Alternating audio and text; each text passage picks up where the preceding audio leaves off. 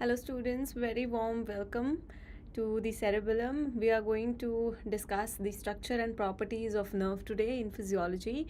So if I'm audible and visible to you guys, just tell me in the comment box so that I can start the class.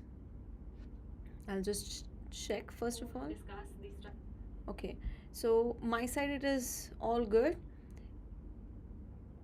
Yes, if you guys are there, just let me know in the comments so that we can start the class. Today we are going to discuss the structure and properties of nerve, right? In which the long question is going to come, many short questions are going to come. In that, not only the structure of nerve per se, the myelin also we are going to discuss so that the everything will be covered if the long question comes. Thank you, Ganesh. Am I audible and visible properly? Should I start?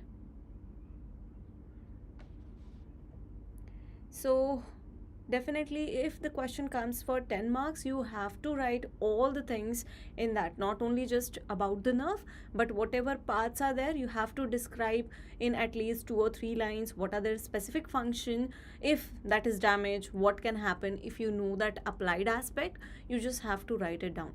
Okay, let's start the class.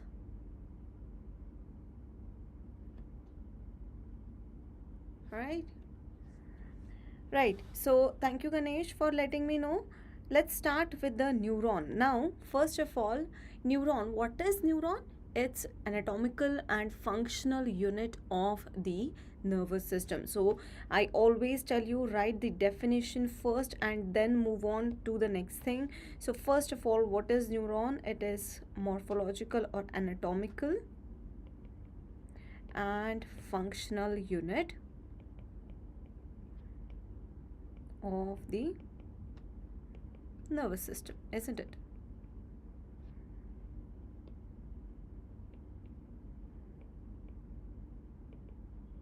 Of the nervous system. What is its function? It's having simple function. And what is that? It will receive the signals from either from the neuron or different areas, and it will transmit that signal forward. Okay, so this is the simple function you can write. What is the function of neuron? Since definitely there are going to be different types of neuron which they have different transducers available in the form of receptor, but what is the major function of all the type of neuron in general? That is nothing but they receive the signal in the form of action potential, and not only receiving but they transmit it. They are going to transmit that signal or transport the signal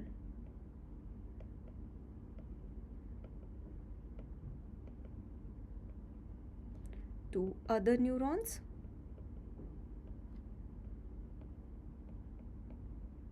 or target organ. Now remember over here, if I have to tell about the types of neuron, there are different types of neuron.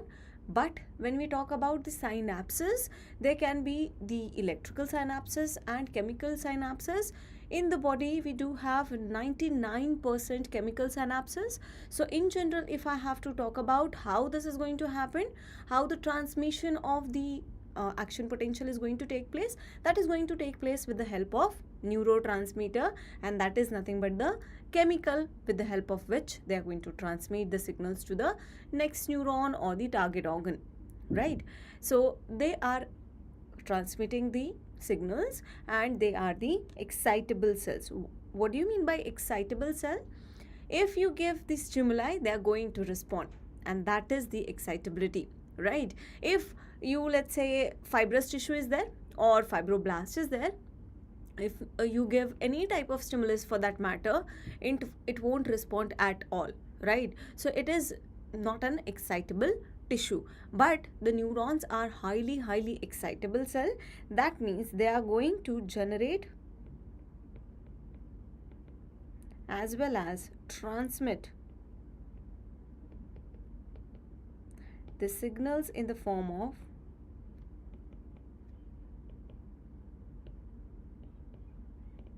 action potentials.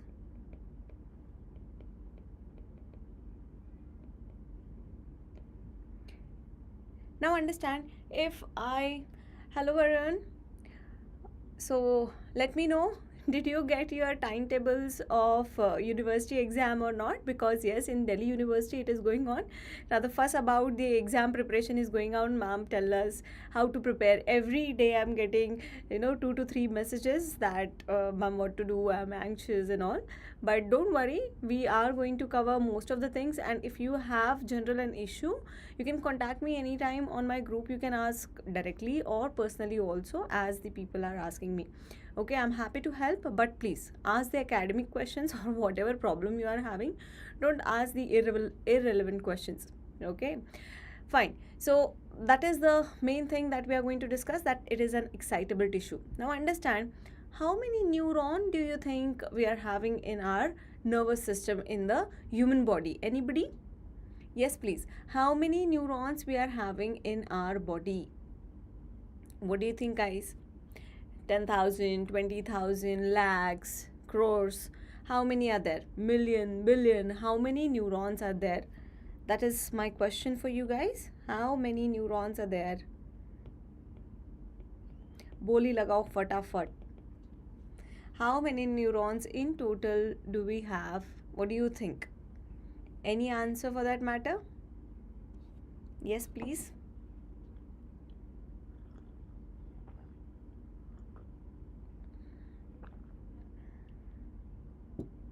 People were asking me, ma'am, take up the nerve muscle physiology, and now I started with the nerve muscle physiology. There is no reply. Why is it so? There are so many people watching. You can just reply anything, whatever you feel like. Chalo. So it is going to be 10 raised to 11. That is nothing but 100 billion neurons we are having in our nervous system, right? So 10 raised to 11 neurons we are having. So you are billionaire as far as the neurons are concerned, right? And that means this is the most powerful thing in the world.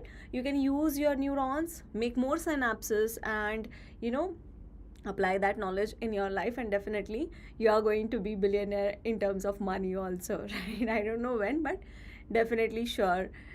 We are having the billion neurons, so already we are billionaires. Yes, family vlogs. I gave the answer, but I guess there is some lag. You're absolutely correct, right?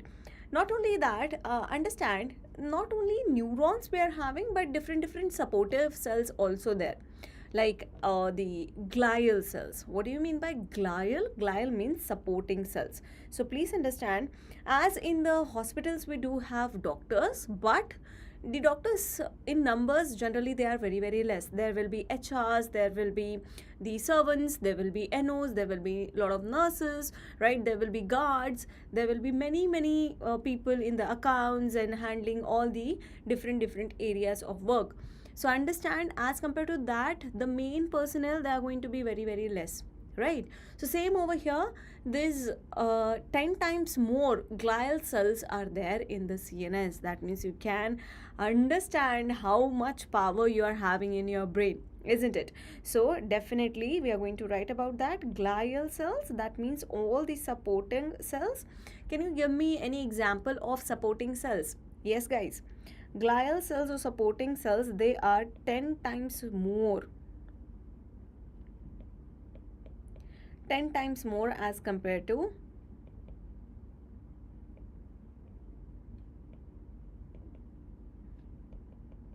as that of the neurons. Okay, as that of the neurons, the glial cells are 10 times more.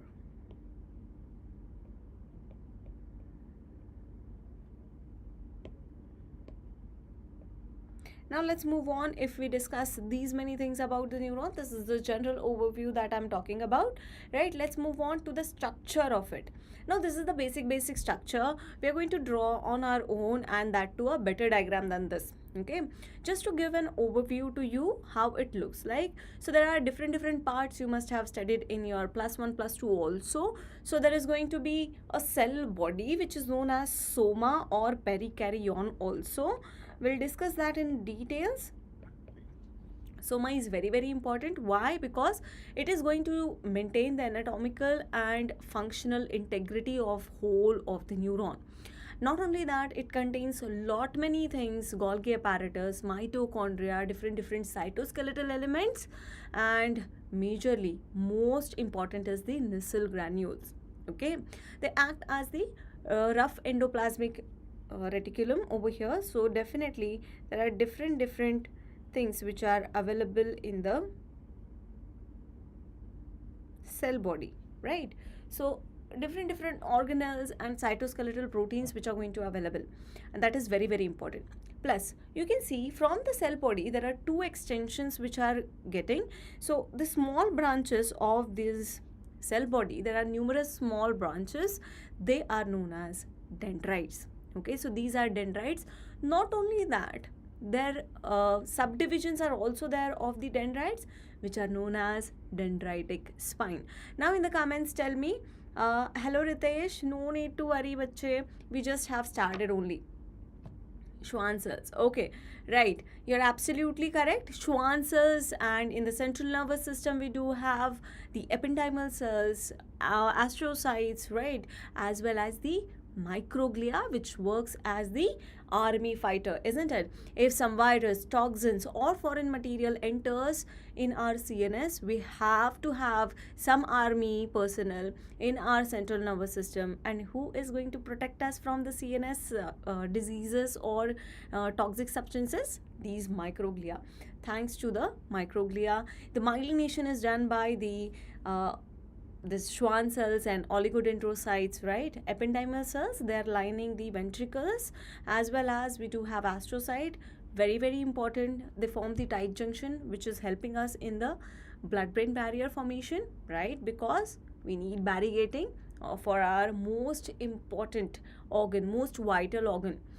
When you called a person is death or he is dead, when you're going to declare him, understand if his body parts are not functional at adequate level but his brain is working, so understand we cannot declare him dead. But if the brain dead is there, there is no activity whatsoever in the brainstem or in the cortex, so definitely we have to declare the patient, right? So brain dead is dead. Now coming back to the point, what are the different parts are there? So cell body we have discussed, the dendrites are there, which are going to increase the surface area for receiving. Like you are having or attending many classes. Now understand, people do not give much of the attention to free classes. That doesn't mean that they are not important, but rather it is an opportunity to learn something more and more, right?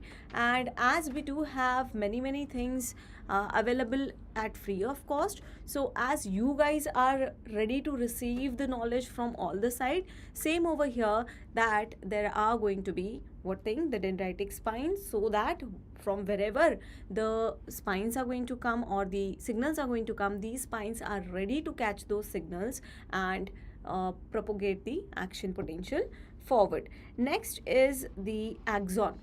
Now you can see over here that the smaller branches or smaller extension, they are called as the dendrites. The long extension, that is known as axon. Now these axon are different types. Now I have started a quick you can say tip series on the Instagram itself. You can join that because sometimes you tend to forget that if this question come, what should I write? Okay, so there I'm discussing that in the paper what we expect as the examiner or faculty, that what you should write as the question comes. So I'm going to discuss every day at least one question over there, right? So that you can improve your marks, and it is going to take less than 1 minute. So definitely you can just go through it whenever you are eating anything or you are going through something, right? So axons. So you can see that the axons are covered with some orange molecules or orange coverings. Those coverings are nothing but the myelinations, okay? And these myelinations can be in the central nervous system or in the peripheral nervous system, right? And tell me in the comment box that in the central nervous system the neurons are getting myelinated by which cells, and same in the peripheral nervous system. Right. Krish, superb. Yes, I was expecting that you will be somewhat late, but doesn't matter, right? Whenever you start, that is the beginning. All right. So myelin, yes, myelin. You have to answer me that the formation of myelin in the CNS happens with the help of which cell, and same in the PNS, it happens with the help of which cell. Okay. Then you can see that there are some knob-like structures. You can see over here that there are knob-like structures at the end, right? So these are known as axon terminal. This whole thing, the extensions that you can see, those branches are known as axon terminals, and at the end there is one elevation or a slight swelling you can see over there, knob like structure. Those are known as axon knobs or axon buttons. Now why these axon buttons are like these? Because we need more surface area so that the vesicle can come easily over there and release their neurotransmitters, right? So that's about the types. Yes, I'm getting the answers. Absolutely correct, family vlogs. You are right. Peripheral nervous system. Very good, very good. So let's draw these diagram. We are going to come back to the answer later on, right? So let's draw on our own. How much time you are going to take? Only 10 to 15 seconds, as I'm not going to discuss in the exam. Definitely you're just going to draw it because it is there in your mind. So please draw diagrams. Even if the question is for 4 marks, then we expect you to draw any diagram, graph related to it, or whatever, nearby diagram, or that topic must be containing some diagram or some graph that you have to draw. Okay, otherwise you won't be getting the full marks, right? So in the medical it is difficult to get the full marks, but still we can try at least. So suppose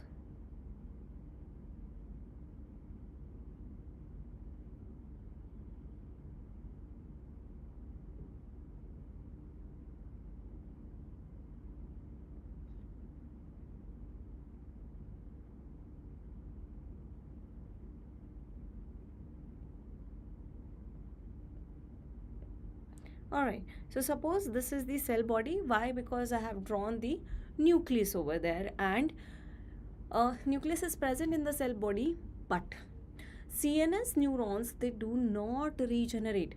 Tell me the answer why. This is going to be your MCQ also, that why the CNS neuron do not regenerate except 3 areas. You just answer me why they are not going to regenerate, and why even if the CNS trauma occurs, especially in the adults, that they might lose that function of that particular area in which the neurons are damaged, right? So these are small extensions that we are having. My diagram is horrifying, but you can draw a better one, right? And then I'm going to draw the myelin sheath with the yellow color, because white will not be visible. Usually it is white in color, but the background is white, so I'm going to draw it in yellow. Okay, so let's label this diagram. Now, what are these? These are dendrites and dendritic spines. The branches which are coming directly from the cell body, they are known as dendrites. And understand, if the branches are giving some more branches, then they will be called as dendritic spines, right? So I'm going to call these as dendrite. You can see over here, these are the dendrites, but these are the dendritic spines.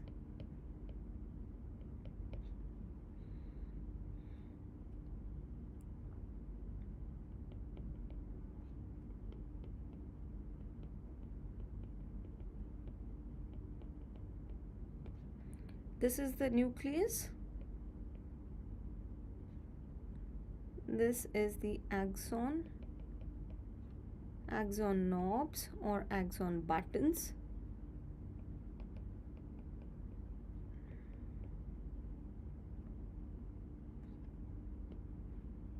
This is axon terminal.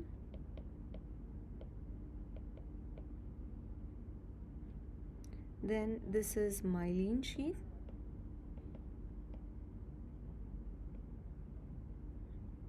The gap in between is the NOR, that is nodes of Ranvier.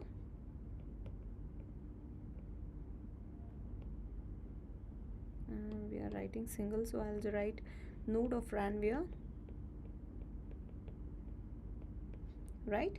And then we do have different organelles. Over here I'll try to draw over here. So suppose this is mitochondria, then there will be Golgi apparatus, right? And there will be, let's say, lysosomes. Okay, so we are going to discuss those, and the most important one is going to be the granules that they are having, and those granules are nothing but the Nissl granule, which is very important.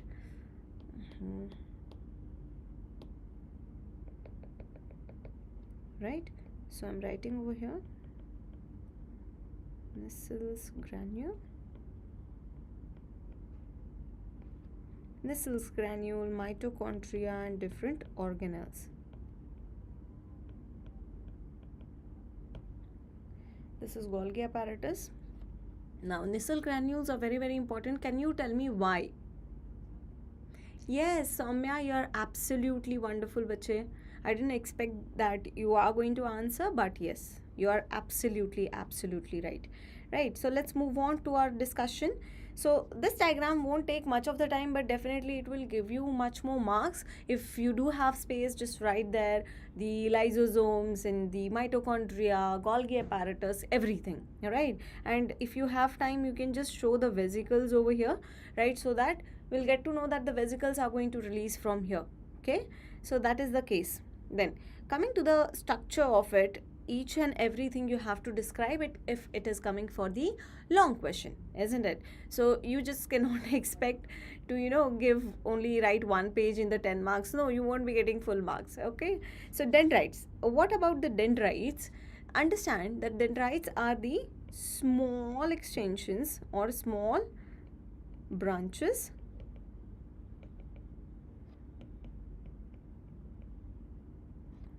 which arises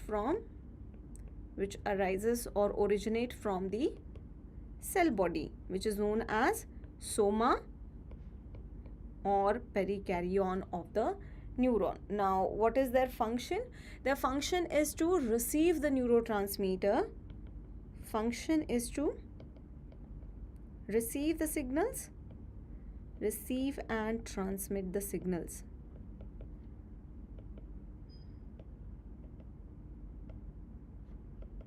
Towards the soma. Obviously, they are coming from the soma, originating from the soma. The neurotransmitter will be coming from the other neurons, and definitely they will be carry forwarding it to the soma, right? So that whatever processing is to be happened, they will do that. And why there are so many extension? Remember, what is their significance of dendrite? Understand the significance and the function. They are going to be different questions, right? So when they are going to ask you the significance, don't tell us the function, and if they are going to ask the function, don't tell the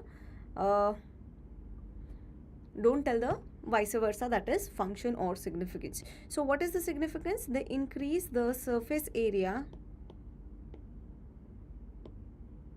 They increase the surface area, and that is the main significance, as we do have in the villi also in the intestine for the reabsorption and digestion of the food particles. We do have extensions there, we call it as villi and microvilli, right? Over here also we are going to have the same thing, okay? Now let's move on to the cell body. Let's move on to the cell body. Let's move on to the cell body. What do you call as to the cell body? Soma or perikaryon. Now, why the cell body is important? I told you in the verbal connection that it is important because it maintains the anatomical and structural integrity. It maintains the anatomical and structural integrity.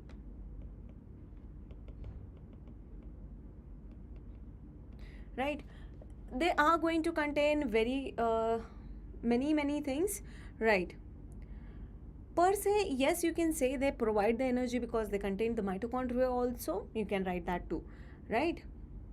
Yes, family vlogs, you are absolutely correct. Hello, Sama. Uh, yes, you are right. I hope it is the endoplasmic reticulum that you wanted to tell me. Yes, you guys are wonderful, wonderful. So what they do, they contain Nissl granule, and I ask you what is the function of Nissl granule. You guys are absolutely rocking, especially family vlogs. You are absolutely right. Why? Because these are the types of ribosomes, right? Those granules, if they are attached to the endoplasmic reticulum, they are going to form the rough endoplasmic reticulum. Now understand, if you are having the ribosome, what is the function of ribosome? They produce proteins, isn't it? So if you are producing protein, so definitely they are going to maintain the structural as well as functional, anatomical as well as structural integrity, or I can write functional, anatomical and functional integrity, right? And they are helpful in the protein synthesis, except the some of the neurotransmitter. Most of them are the proteins, and that is the chain of amino acid, and the ribosomes are going to form the amino acids over here. So definitely protein synthesis, for example, they produce the neurotransmitters also. I'll write it completely. Neurotransmitters. Not only that, they form the nerve growth factor also. Understand, I told you that the CNS neuron, they cannot regenerate, but if they are damaged or there is some toxin which is hampering its part of the neuron, we need to repair it. Repair can happen, not the regeneration. If the whole neuron is damaged, you cannot replace it, but definitely if the part is damaged, you can apply the jugaad, right? And you can repair it, as we do. All Indians are doing that, right? Neurotransmitter, nerve growth factor. These are some examples over here, right? Now we have discussed that. I'll show you the diagram over here. Especially in the meiosis phase, there are 4 phases in which we do have anaphase. In the anaphase, what happens is these chromosomes are going to get, the 2 limbs are going to get separated, and the centrosomes will be formed. How they are going to form? Because they will be arranged in a specific manner with the help of centrioles. Now understand, the centrioles are very important to organize these centrosomes. Otherwise, the continuous meiosis won't continue, right? If it won't continue, the replication won't occur, right? And that's why the regeneration cannot take place. It does contain the genetic matter. I told you there is a nucleus which is present in the cell body, but due to absence of centriole,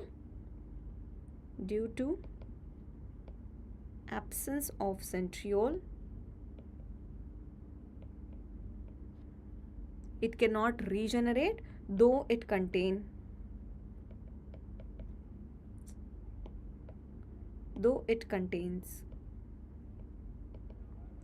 genetic material or genetic information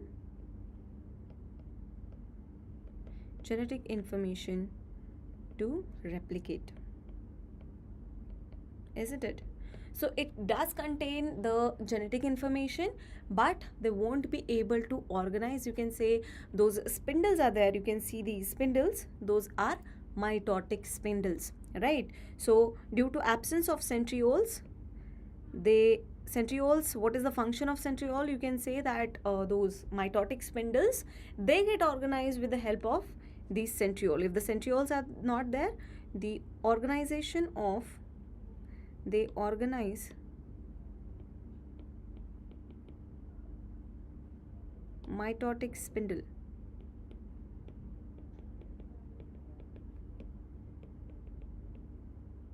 And if they are absent, this won't happen and the regeneration won't continue. That is the reason, very important. I have seen in 3 universities this has asked as the MCQ. Definitely in the MCQ it is easier, even if you gone through once, because you know the reason. Okay, there was one of the reason which is option which is given, that nucleus is absent or nuclear DNA is absent. Understand, nucleus is present, that means nuclear DNA must be present, otherwise the regeneration also won't happen, because that genetic code is inside it, right? So please understand, the genetic code is present, right, but the centrioles are not present. So this is the diagram, just keep that in your mind. Centrosomes are different, centrioles are different. Okay, let's move on to the next thing, that is the next part, that is going to be axon. What is the axon? I told you it is the long extension or long branch coming out, long extension coming out or originating from the cell body,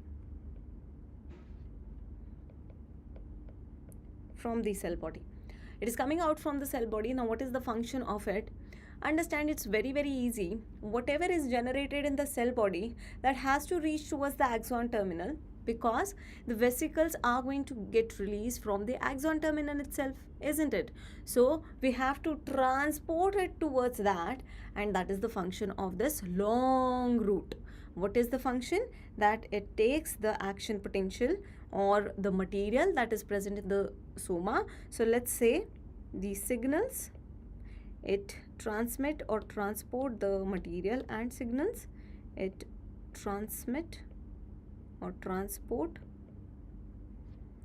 the substances as well as neurotransmitter produced in the cell body towards the axon terminal. Yes, you are right, Osama. Geo phase. So terminal, and remember, it can go vice versa also. Can you tell any example that what are the things which go in a backward direction from the axon terminals towards the cell body? The hint is written over here already, right? You just have to guess it what it is. Okay, so yes, definitely the neurotransmitter vesicles, they are going to go from there to there. Remember, all the neurotransmitter won't get formed at the level of the cell body, but some are going to get formed where? Some are formed at the axon terminal itself, for example the acetylcholine. But the vesicle itself is a protein molecule. It cannot be formed at the axon terminal. It has to come from the cell body. No matter is it the vesicle of neurotransmitter, nerve growth factor, or anything for that matter, right? It can be possible that the transport can occur vice versa also, that we are going to learn. And the cytoplasmic structure is present in the axon, and that is known as axoplasm. Why? Because in the cell we do have cytoplasm, and in the axon we do have axoplasm. It contains axoplasm. Not only that, it contains mitochondria also and Golgi apparatus also throughout it. And it contains some proteins which help as the cargo proteins, so that it will be helpful to transport it there. Okay, you have to tell me the examples of the things or the substances which can be transported vice versa, that is from the axon terminal into the cell body. Okay, there must be something coming back towards the cell body, and it can causes the diseases also, and that's why I'm asking you, because there is a hidden applied aspect is there, right? So please let me know in the comment. I'm waiting for that, right? Till that point, I'll move on to the axon terminal. Axon terminal, as you guys read over here, that it's a terminal, that means it is not going to go any further. It's the final destination of that neuron particularly, right? And why it is important? It is the site from where the neurotransmitters. I'm just going to write NT for the neurotransmitter every time. I'm not going to write it completely. So neurotransmitters, they get released from there,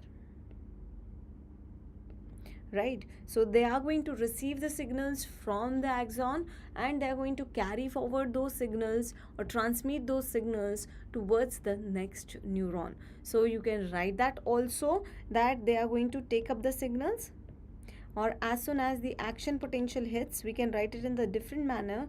As soon as the action potential reaches to the axon terminal,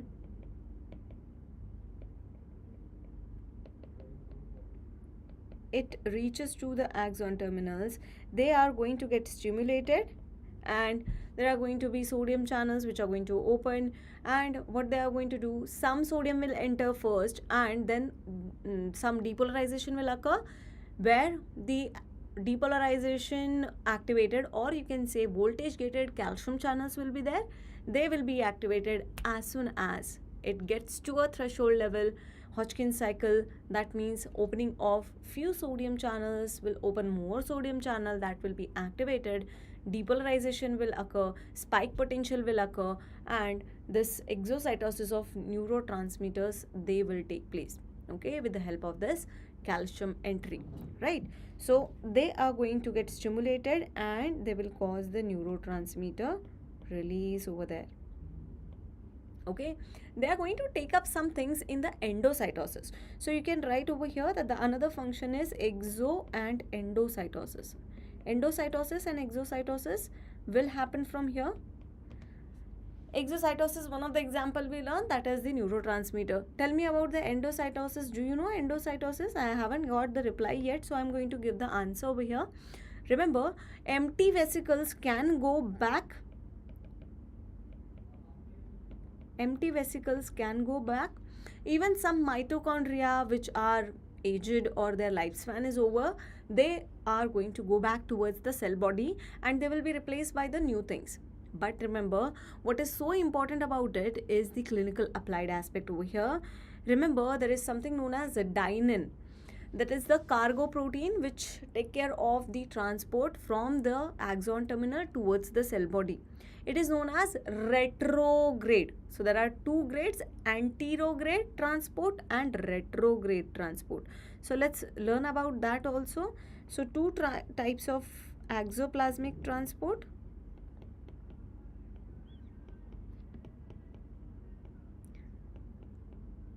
Axoplasmic transport. Somebody is playing the song that too hai to mujhe kya chahiye. Alright, so axoplasmic transport, there are two types, that is anterograde and retrograde. Anterograde, that means from the soma towards the axon terminal, and retrograde means vice versa, from axon terminal to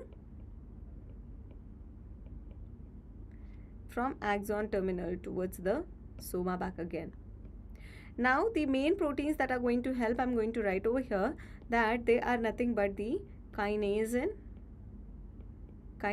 over here, and in this case it is going to be dynein. How to remember die? Die means the things which can make us die, that is death, right?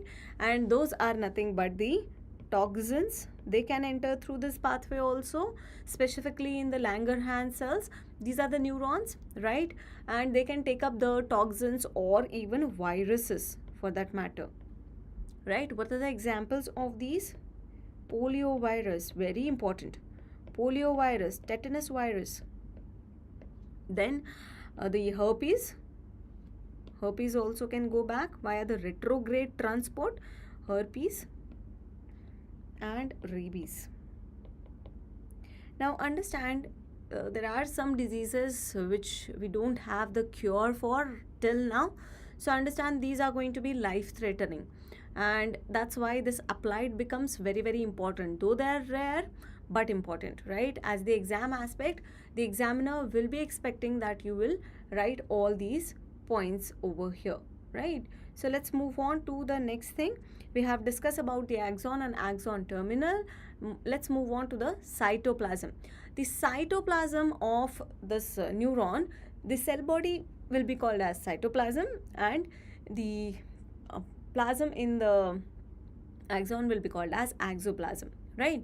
So what are the cell organelles that are there in the cell body? First of all, what are the cell organelles? The important one is the Nissl granule. Nissl's granule. Nissls was the name of the scientist which act as the rough endoplasmic reticulum or ribosomes, and we know from the 10th standard that the ribosome having one and only function, that is protein synthesis, isn't it? Then we do have lysosomes. Bombs are important, right? So to kill or to fight with the toxins and the viruses, we require the lysosome. Not only that, for the energy production we require mitochondria and Golgi apparatus. These are the main ones. We do have cytoskeletal proteins also. You must have learned that in the general physiology. Cyto means cell, and skeleton means generally the part which support the whole process or whole body. Over here we are talking about the cell, that is the neuron. So whomsoever is supporting or whatever the supporting system is there, that is known as skeleton. Understand, our bone makes our skeleton. Why? Because to whole body, this is the support on which our whole body is dependent on, right? So the skeleton means, literally means the supporting system.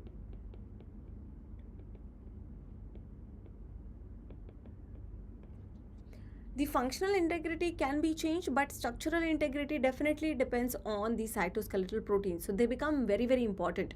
Not only that, if they get defective, there are going to be diseases, and trust me, there are no particular cures of CNS diseases, most of the CNS diseases, and that's why the prognosis is always going to be bad in the CNS diseases, okay?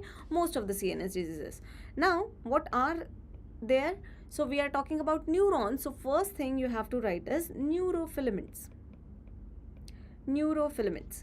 Then comes the microtubule. I told you that there are some proteins such as kinesin and dynein. They act as a cargo. That means they are like a train. To run that train, we require rail track also. Otherwise, the train won't go anywhere, isn't it?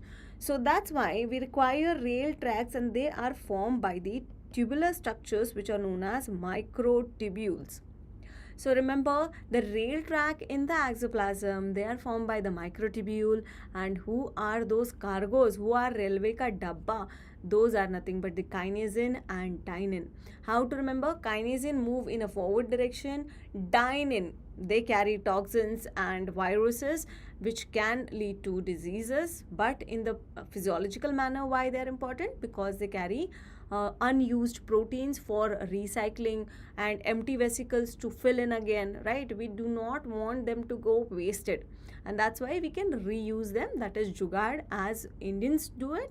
Definitely the neurons also do it. It is very, very economical for our body rather than expending too much of the energy, right?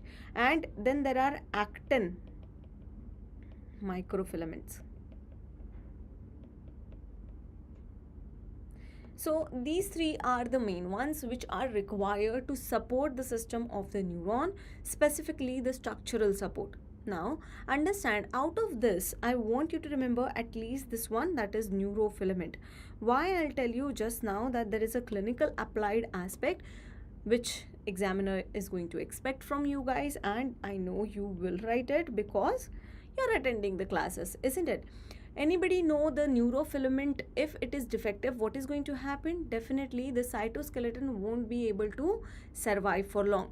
And if I say that the neurofilaments start getting entangled with each other, what is going to happen? Definitely the cytoskeletal protein is so much that they are going to hamper the normal functioning of the neuron also. So in which disease we can see that? Remember, in the Alzheimer disease,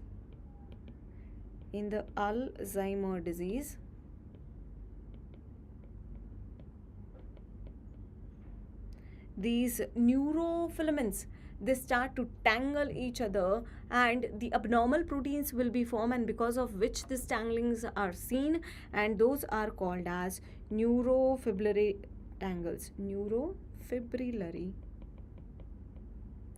tangles. Right, their proteins are also going to accumulate, tau proteins and all, but for now we are learning about cytoskeleton, and we have talked about its applied also.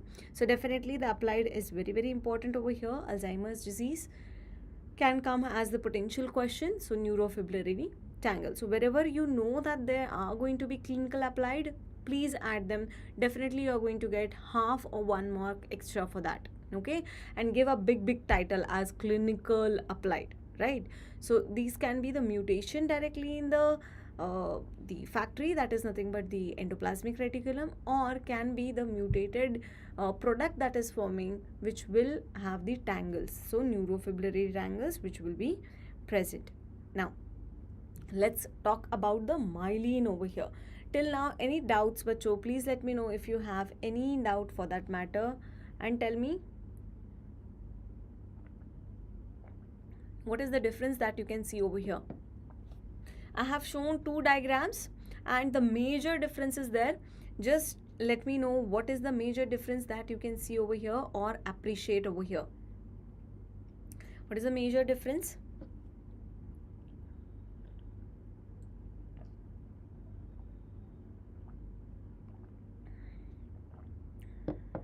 What is the major difference? Now, see over here carefully that in the CNS, you can see these cells, these are oligodendrocyte. We have learned from the LKG, UKG of medicine, right, that the oligodendrocytes, they are going to form the CNS wala myelin, and the PNS wala myelin is going to formed by the Schwann cells, right? C comes first, after that P will come. So O comes first, after that the S will come. You can remember that ways. Okay, no need to get confused in this. Okay, and if we talk about the oligodendrocyte, you can see that there are many projections which are there. See over here, this is also coming from the same oligodendrocyte. This is also, and all of these extension, they are coming from the same oligodendrocyte. But if you see the Schwann cell, the oligodendrocyte is going to have this nucleus. That means it is one single cell which is having single nucleus. Now over here, you can see in the case of Schwann cell, what you can see there, in a single neuron, one Schwann cell is getting wrapped around the axon at one side only. They don't have extension like a oligodendrocyte, and that's why I have specifically given the diagram over here so that you can appreciate the change, right? If I would have just made you write, then it is very difficult to understand what I wanted to say. Okay, so understand, in the CNS, the oligodendrocyte is going to do the myelination. In the Schwann cell, they are also going to do myelination, but there is a drastic difference that for one single neuron we required many Schwann cells. On the other hand, one oligodendrocyte not only can myelinate many sites of same neuron, but also their extension can go to the other neuron and they can myelinate. So what do you think? If the Schwann cell is damaged, then more damage will be there, or if the lesion is there in the oligodendrocyte, then more damage will be there. Let me know in the comments. What do you think, in which system, if the lesion is there, more damage will be there? Obviously, which is covering more sites, if that is having lesion, definitely that is going to crash those neurons or those site, and not only single neuron but many neurons will be affected. Why? Because it is covering many sites of multiple neurons. So CNS lesions are more dramatic as compared to the Schwann cells, because the Schwann cells will be regenerating. Why? Because they are in the PNS, right? So peripheral nervous system, it's very easy that they will get regenerated, repaired also, regenerated also. That is not the case in the CNS. Can you tell me any disease in which the oligodendrocytes are damaged? Or even, I'll give you the hint that it is the autoimmune disease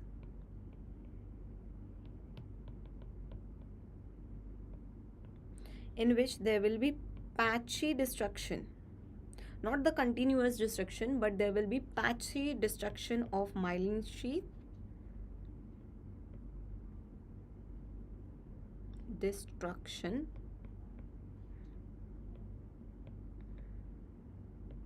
Especially in the CNS, right? And you'll get to know why. Hi, Ritvik. Yes, Krish, you are absolutely correct that oligodendrocyte will cause more damage because it is covering multiple sites. Okay, and can you tell me the name of autoimmune disease? First of all, auto means self. That auto, I'm not talking about that. Who drives like rickshaw bike, especially those battery operated ones, they can turn anytime, anywhere, right? And they go without protection. I mean, I'm talking about the helmet. So autoimmune, immune system, that means the fighters. And autoimmune means rather than fighting with the other people, they're fighting with our own family members, right? That happens a lot. If you are having siblings, you must have understood that we fight less with our friends, which are not our family members, but we fight even without any reason with our siblings. So this is kind of a autoimmune disease which goes on in all the families. I believe in all the families, right? So they cause damage to our self also, right? So these autoimmune disease, that means the antibodies will be formed. The antibodies should be formed for the other foreign objects or foreign matter, virus, bacteria, parasite, but they are formed against our own healthy cells because of some factory defect, or you can say because of any mutation there. Right? And tell me, what is the name of the CNS disease where the autoimmune disease will be seen, and where in which there is a clinical presentation that there is a patchy destruction of myelin? Yes, absolutely wonderful, Krish, Indian. So it is the multiple sclerosis. I was expecting that you will tell me that. So multiple sclerosis.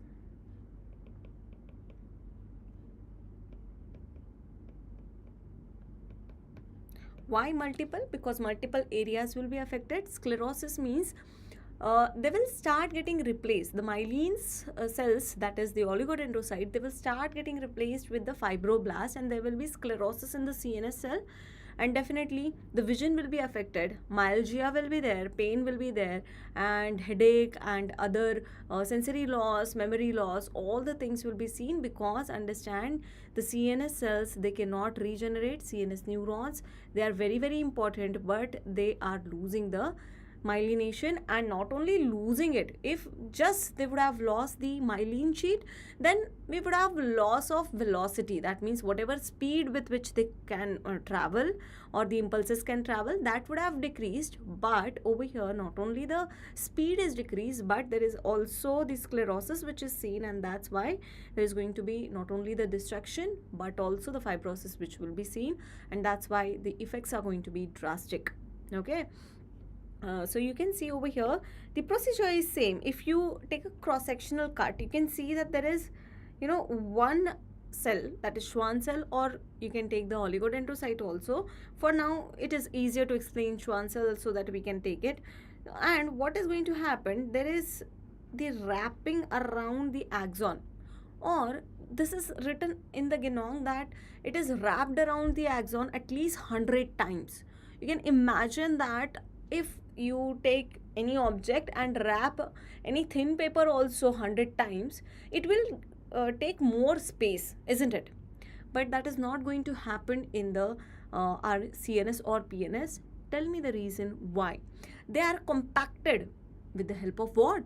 There is one protein on which the question will come as a short note also. You have to tell me what is that protein, with the help of which they are compacted. All the layers will be compacted. Otherwise, imagine how thick will be the myelin itself, right?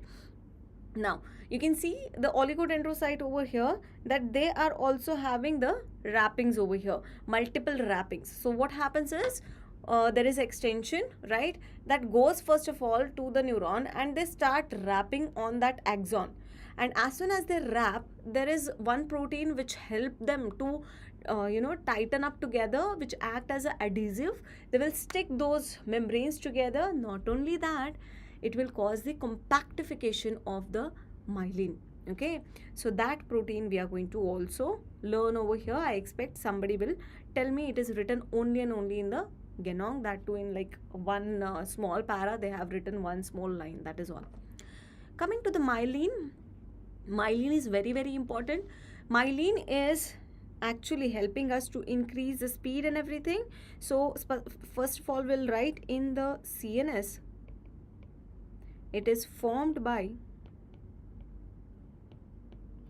the cell oligodendrocyte. One myelin or one dendrocyte, oligodendrocyte, can cover almost 15 to 30 sites of different multiple neuron. So you can write the ratio that 1:30 can be possible. 1:15:30 can be possible, that one oligodendrocyte can cover or can give extensions as many as 15 to 30. But that is not in the case of PNS, and that is nothing but the Schwann cell. It is going to cover only single site.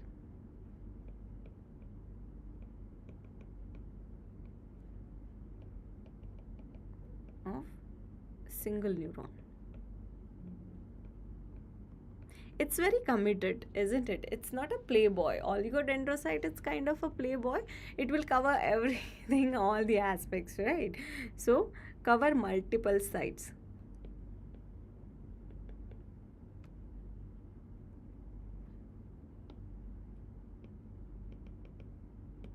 Of multiple neuron. Okay, now how this myelin is formed of, what are the contents of the myelin?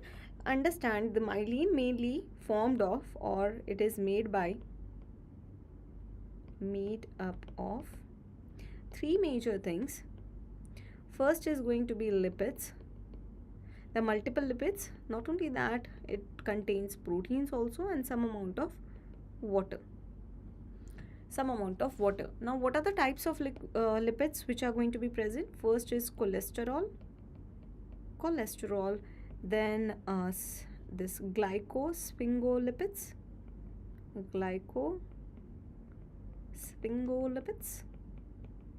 and the main ones, that is the phospholipids. So all these types of lipids are going to be there in the myelin sheet, and they are going to cover the axon. And what they are going to be responsible for, what is their significance? They help in a specific type of conduction. Can you tell me that? It is the mal masala, that is saltatory conduction. What do you mean by saltatory conduction? Yes, MBB protein, and that is the secondary one. Krish, you are going absolutely wonderful. Ehtisham Osh, good evening. Very good evening. Chalo. What do you mean by saltatory conduction? Understand that the myelin, what it is doing actually, is it the one which is increasing the speed? Yes, that is correct. But what it is doing is it acts as the covering, or it acts as the resistant molecule. Okay, so what it is going to do, it is going to increase the resistance. But which resistance? Across the neurolemma, it is going to increase the resistance. So increase the resistance across the neurolemma. That means not in the lumen it is going to increase the resistance, but across the membrane of the neuron. So neuronal membrane. Across the neuronal membrane, it is going to, there are two types of resistance. Understand, I am not talking about the intraluminal resistance. No, intraluminal resistance will be decreased with this help of it, right? And they are acting as the insulators rather, right? So myelin acts as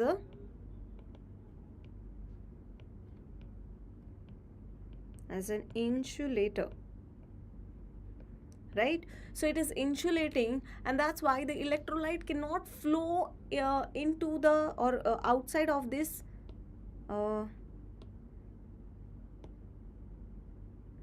they cannot flow outside of this membrane, and that's why they have to go forward. So suppose I'm just giving an example over here. Suppose that the action potential took place over here.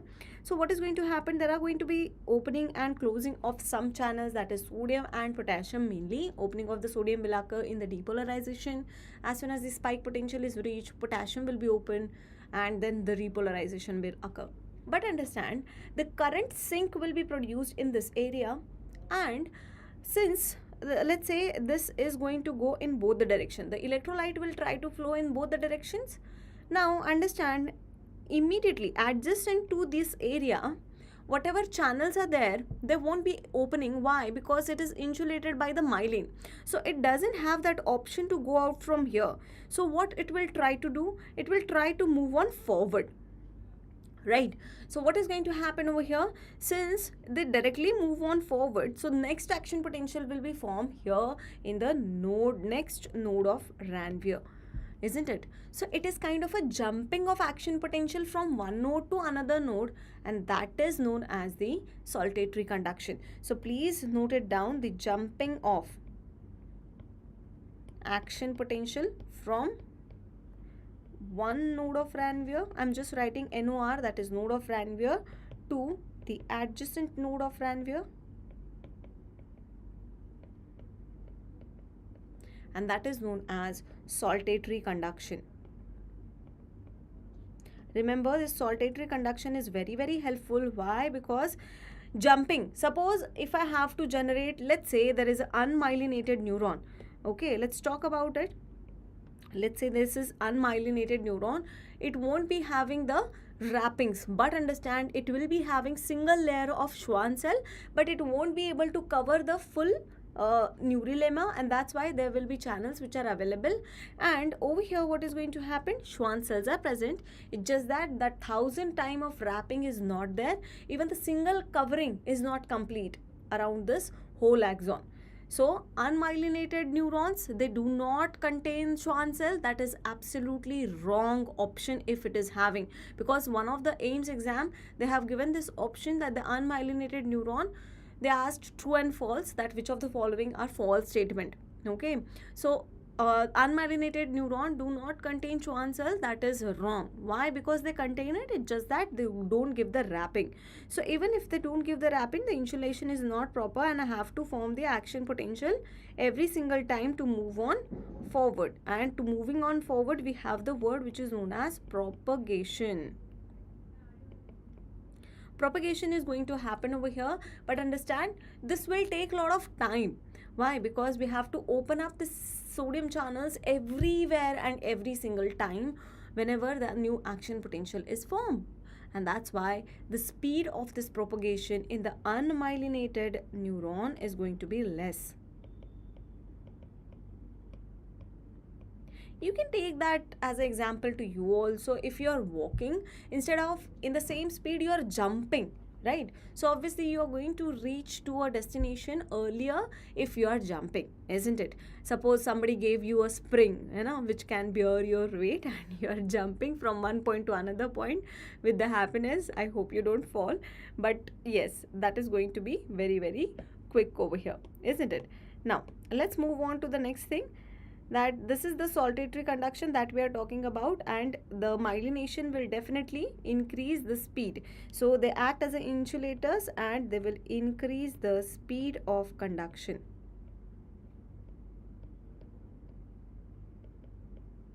They increase the speed of conduction of action potentials, right? So conduction of action potential.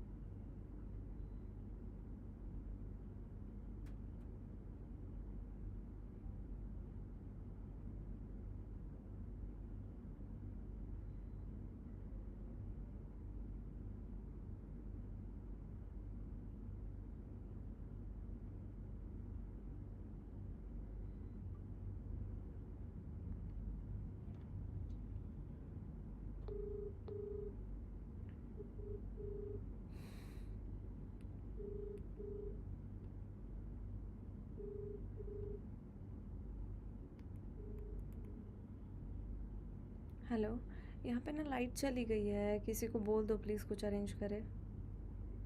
हाँ हाँ हाँ.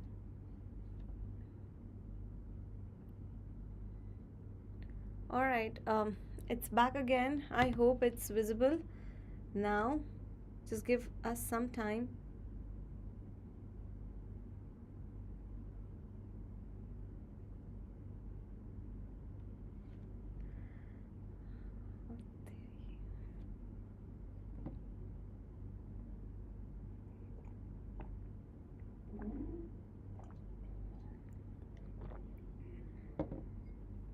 I hope this is visible now because the light was gone, and that's why everything was disrupted.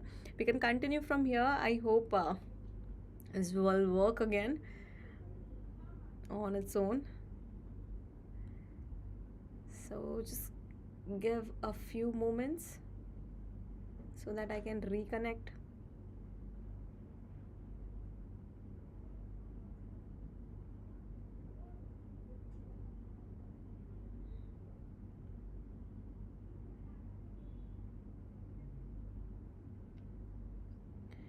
All right, let's start with the session now. I hope it's visible because on my side it's visible to me, right? So we were talking about saltatory conduction.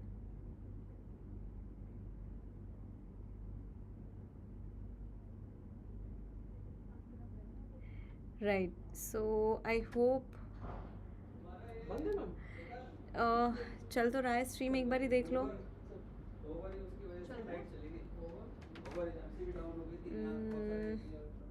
चल तो नहीं रहा यार, एक बार किसी के उसमें बोलो. हाँ, चेक करने के लिए बस बोल दो.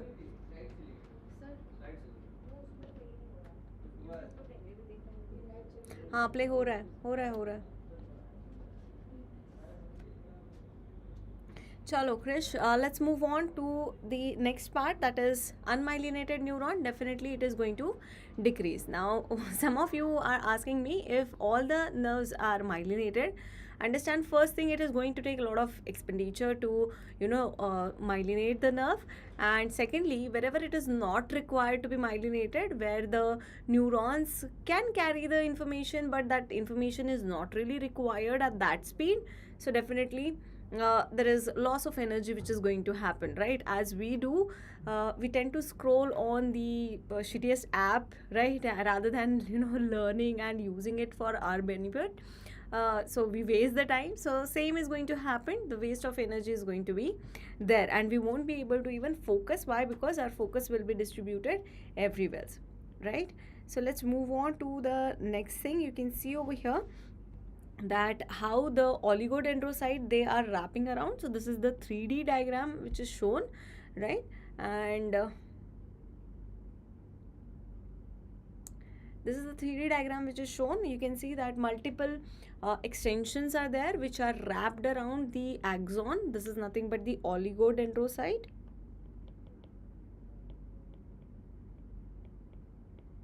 In the CNS, and you can see only single cell which is there, that is nothing but the Schwann cell which is going to wrap around at one single point. And you can see that the nucleus is shown. These are different nuclei of different Schwann cell.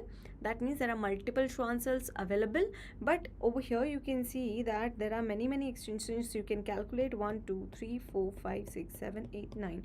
So 9, I have told you that the oligodendrocyte can myelinate 15 to 30 sites also. I'm not talking about neurons but the sites, okay? They can cover it.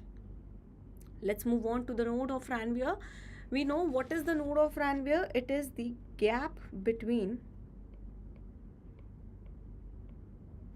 myelin sheath. It is the gap between myelin sheath, the area where there is no myelination on the neuron, where the neural lemma, that means the covering which is present on the neuron, lemma means membrane, Okay, sarcolemma. Sarco means skeletal muscle. If I talk about lemma anywhere, that means membrane in the Latin. So understand that neurolemma or neurilemma, it should be neurilemma. If I'm talking about neurilemma, that means the covering on the neurons, right? So neurilemma will be directly, this will be neurilemma will be in direct contact with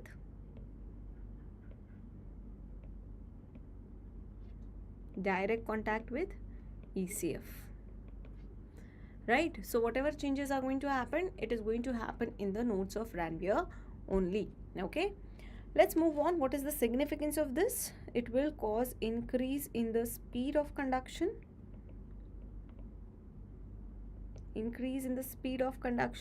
via the saltatory mechanism or saltatory conduction. This is also known as saltatory conduction, isn't it?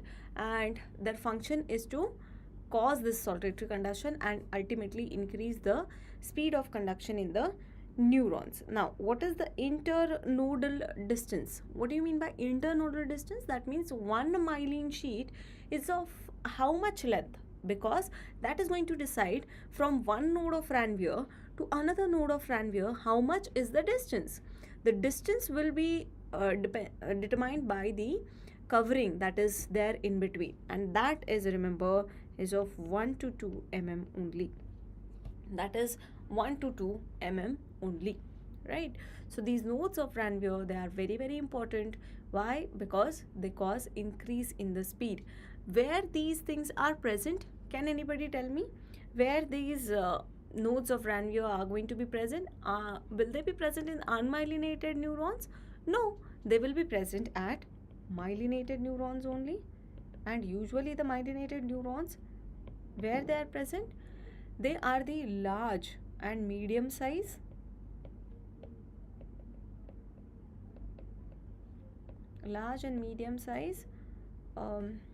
somatic neurons, large and medium size somatic neurons. And understand, not only the somatic neurons but also which neurons. If you see that the nucleus is outside of the CNS, we call it as ganglion. So preganglionic, all the preganglionic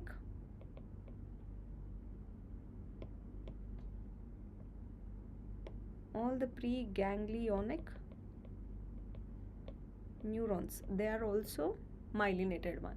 Rather, the small ones, will discuss the Erlanger-Gasser classification. In that you'll understand what do you mean by large and medium size and what do you mean by the small size, right? Small size are usually the unmyelinated neurons, and as well as the postganglionic fibers, they are also the unmyelinated ones, right? Coming to the myelin sheet, the protein I want is the protein 0. Yes, somebody told me the next level, that is MBP, major basic protein, is also going to be there, which act as the adhesive. So definitely it is going to be there. Now is it clear, Yashraj? There was the disconnection of the electricity in between, so everything was disrupted. Now I hope the audio is fine. I'll check on my side if it is fine or not, and then I'll let you know. From my side it is okay. I told you that there are going to be wrappings, so I don't have paper over here, otherwise I would have shown you that it is going to do the wrapping. So suppose this is the wrapping over here, and these are the two membranes which are going around the axons. Okay, now these two should be connected to each other. I told you, if there are hundreds of coverings will be there, then that thickness will increase and it will take a lot of space, which we don't have in our body. So what we need a compactification.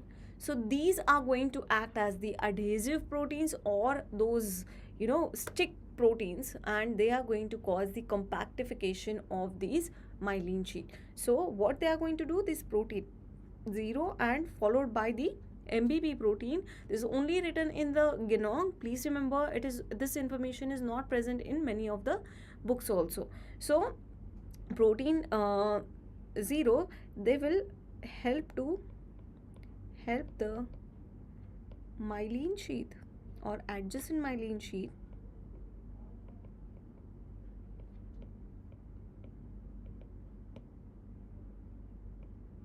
to stick together tightly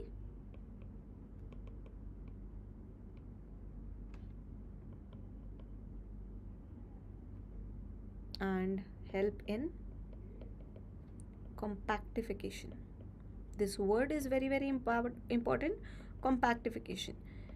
That's why it won't take much of the space, though there is 100 times the membrane is running around the axon. So because of these, thankfully we do have, suppose this is the axon which were there, right, and then we had this covering. In between we are going to have these sticking materials which are going to help us to compact those coverings. Okay, and if there is a mutation in the P0, that is going to cause the defect in the myelination. And again, we discussed the internodal distance, that is 1 to 2 mm. This is a repeat thing which has come over here. Thank you, prasocyte. All right, so that is going to be there. In the case of this compactification, the benefit is going to be that they are going to stick together. Okay, right, so let's move on to the myelinogenesis. Genesis means production, how they are produced. Actually, the Schwann cells are produced first, and then what happens, suppose this is a Schwann cell and the cytoplasm of the Schwann cell. The axon will come and it will come in between that, I hope you can see, it will come in between the adjacent layer of the Schwann cell and it will pierce the cytoplasm of the Schwann cell. Understand, it is not the Schwann cell which will develop later on. The Schwann cell will be already developed. Even if you see the nerve regeneration, the Schwann cell will be developed first, and then from the proximal end, the axon will be growing towards the target organ. That means the axon is going to pierce the cytoplasm of the Schwann cell and then it will find out the way towards the target organ. That is the case which is going to happen, right? So the axon go through the cytoplasm of the or it will grow through the cytoplasm of adjacent Schwann cells, and it will go towards the target organ. And this information is very, very important, because understand, there is something known as ghost tube. Can you tell me what do you mean by ghost tube? When there is a nerve injury in which the axon is cut but the periphery is still intact, we are going to learn that also. Nerve degeneration there are different types, right? Neuropraxia, axonotmesis, neurotmesis. In that there is a middle type or middle severity grading, that is axonotmesis. In that what happens is axon is cut, so the distal axon won't be getting. Suppose if I draw the diagram over here, that this is the rail track, or this is the track in which the axon is running. So suppose this was the axon and I have cut the axon from here, right? Suppose this is the proximal part which will be there towards the cell body, right? And towards the axon terminal, that is going to be the distal part of that neuron. This distal part, once this is cut, what is going to happen? It won't get any nutrients or ATP supply, so this will degenerate. Now what should happen? The axon should grow towards the target organ, right? Since the covering is intact, since the track is intact. What happens first is this whole tube will be filled up. Distally, the whole tube will be filled up with the Schwann cells. So different Schwann cells will be there, right? Like that. And later on, what is going to happen? There are many Schwann cells which are going to be available like this, right? So the axon will find its way towards it via piercing those Schwann cells in between, right? And it will go and move towards the target organ. So that is very, very important. And this tube where the axon is not there, only the Schwann cell are filling up the tube. This tube is known as ghost tube. I was sitting as a ghost just few minutes back because the light was gone. So I remember this, that there is something known as ghost tube also, right? So this is known as ghost tube. Actually, the tube is there, but there is no axon in between, right? I was there, but there was no light, so that the video cannot reach up to you. Anyways, chalo. Next is mesaxon. What do you mean by mesaxon? You can see over here that there will be many wrappings. Okay, and those wrapping will be holding that axon. There is no proper support, right? Such as the body has the support of bone, so that's why my arm, whatever my soft tissue are there, they are holding in that position with the help of those bones. But there is no bony support, or there is no concrete support for this axon to be there. But the axons and the nerve fibers, they won't be, displacing from their point or their normal position. Why? Thanks to these mesaxon. What is this mesaxon?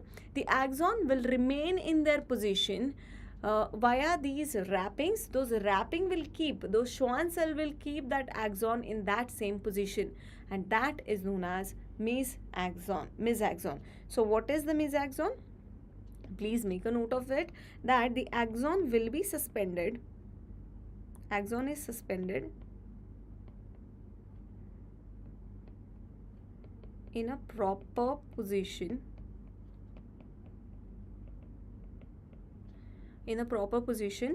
Via we can say the wrapping or folds. Different folds are going to be there. Folds of Schwann cells.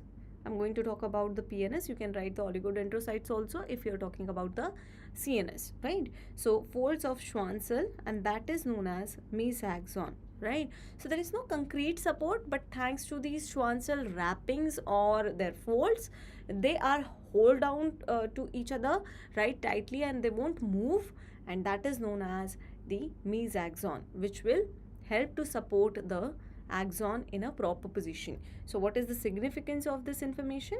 That the proper position will be maintained. Proper position without any concrete support is maintained. Is going to be maintained thanks to the Schwann cells and the Schwann cell membranes, right? So we have talked about this ghost cell. So see over here this very carefully. You can draw this diagram. It won't take more than 15 seconds. Just understand that. But it will give you definitely a good number of marks, right? So if the myelinogenesis comes as 4-mark question also, you can just draw. You just have to increase the wrappings or the folds of the Schwann cell membrane. Nothing else you have to do, okay? But that is going to give you half mark. Understand? You know everything. It's just that the smart study that you have to do, okay? First thing over here is you can see that there is a nucleus which is producing more and more, you can say, protein, so that this Schwann cell will grow, right? So first of all, there is going to be neurofibrils. What are they? We'll learn in the structure that we are going to learn.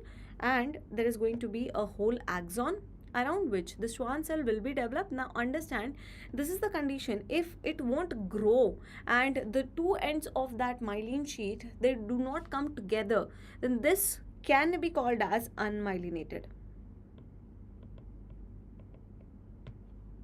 If it won't grow, then this will be unmyelinated neuron. It means it contains the Schwann cell, but the wrapping won't occur, okay?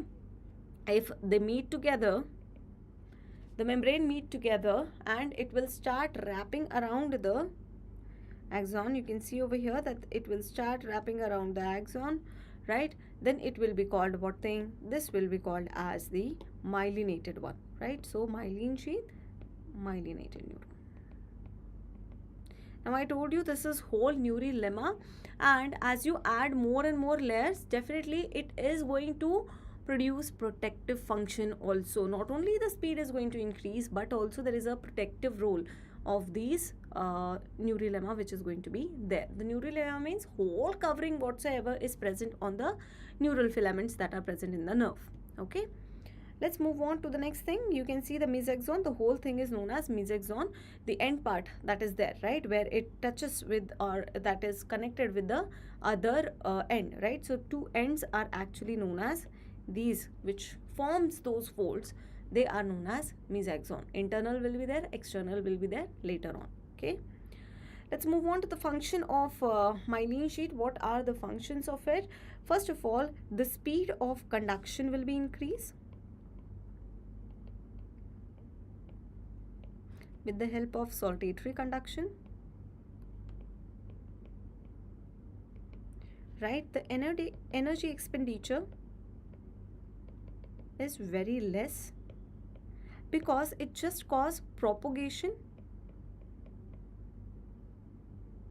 Understand, the propagation won't take up much energy.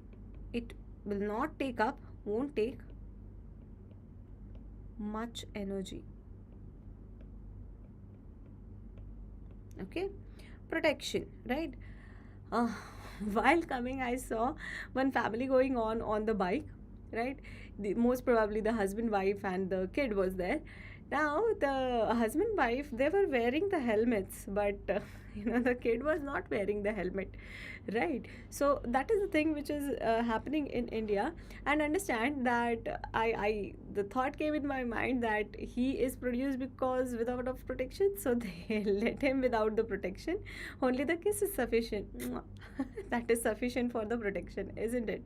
So not that protection we are talking about. We are talking about the protection from the foreign elements, right? Or the trauma that is there. So protection, it adds up, this myelination adds up the layer to the neurolemma,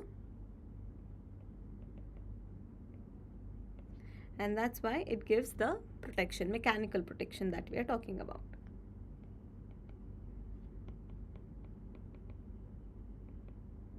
All right, let's move on to the color. Usually I told you I have drawn it in the yellow color, but it is in white color. So that's why there is, you must have heard of gray matter and white matter. So whatever white matter is there in the spinal cord and the brain, white matter in brain and spinal cord, in brain and spinal cord, that is because of the myelin, because it is in white color. So that's why whatever you do have the myelins on, or the nerves which are covered with the myelin, they will be giving us the white matter, or they will look in white color because of the myelination. Okay, so that is that they will give the color also. Coming to the unmyelinated, that means they don't have myelin sheath, right? But they do have Schwann cells, but they do have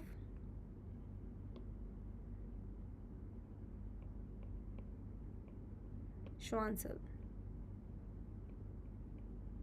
Why am I stressing on this? Because it has already come in the AIMS exam. Which of the following were false, right? So they don't have Schwann cells, that is false statement. Okay, somatic nerve fibers, which one? We have talked about that, the small fibers, right? The small fibers, somatic nerve fibers, as well as the preganglionic, the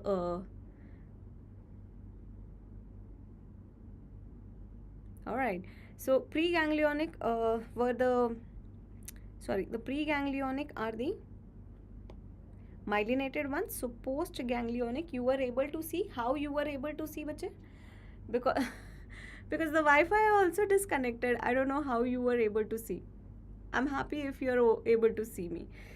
Okay, speed of conduction. Next time I'll continue teaching even if the light has gone. Okay, speed of conduction will be low because it has to travel all the way and there is no jumping of the action potential which is going to be present. Preganglionic nerve fibers. All right, let's move on. This diagram or this chart I have taken from the Genong itself. Now understand, why I want you to see these sodium channel. I am not asking you to, memorize this or just rectify this all numbers. No, I just want you to see how it is progressing from the surface of the myelin towards the node of Renvier. And we just now discussed that it is going to act as the insulator. And why? Because there are very very less number of sodium channel, almost 0 to 25, and these numbers are not sufficient to cause the depolarization or repolarization, right? And that's why the saltatory conduction must take place over there. Okay, the another scenario or another significance over here is that if less number of sodium channels are present, understand it won't produce the, or it won't generate the action potential.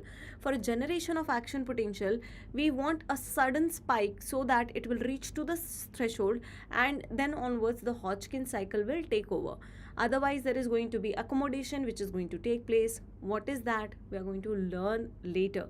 Just for now, trust me that the minimum number that is required to produce the action potential is going to be 350.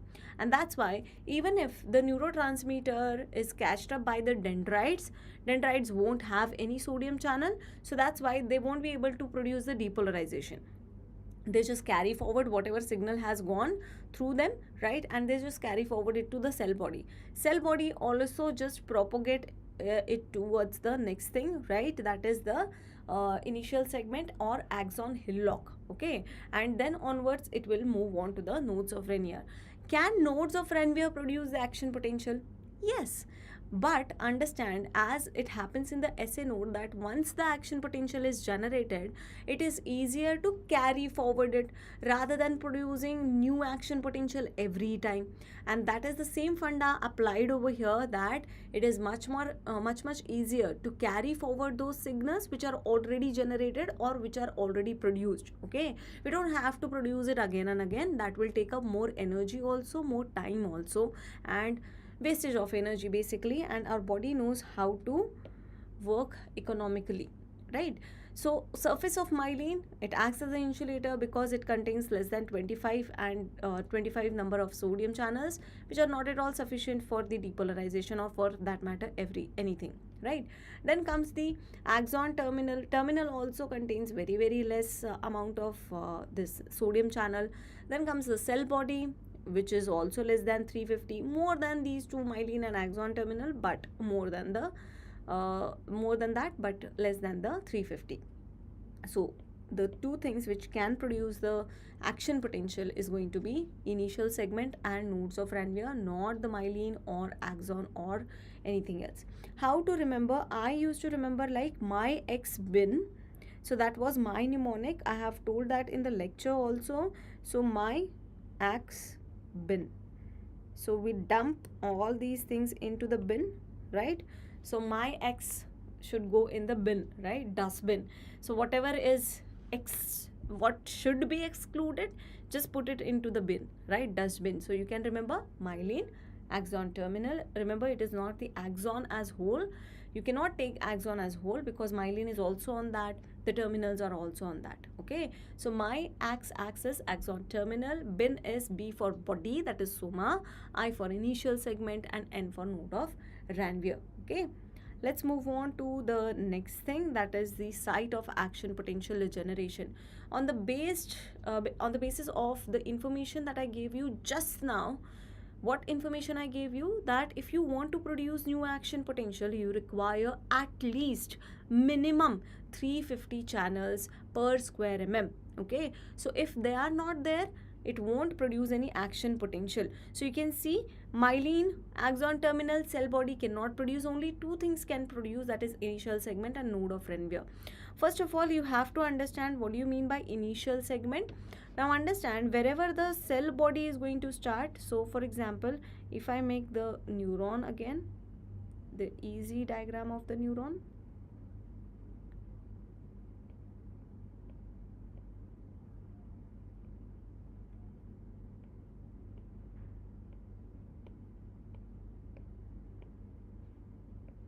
right? Now understand what happens is that there is going to be myelin which is going to be present,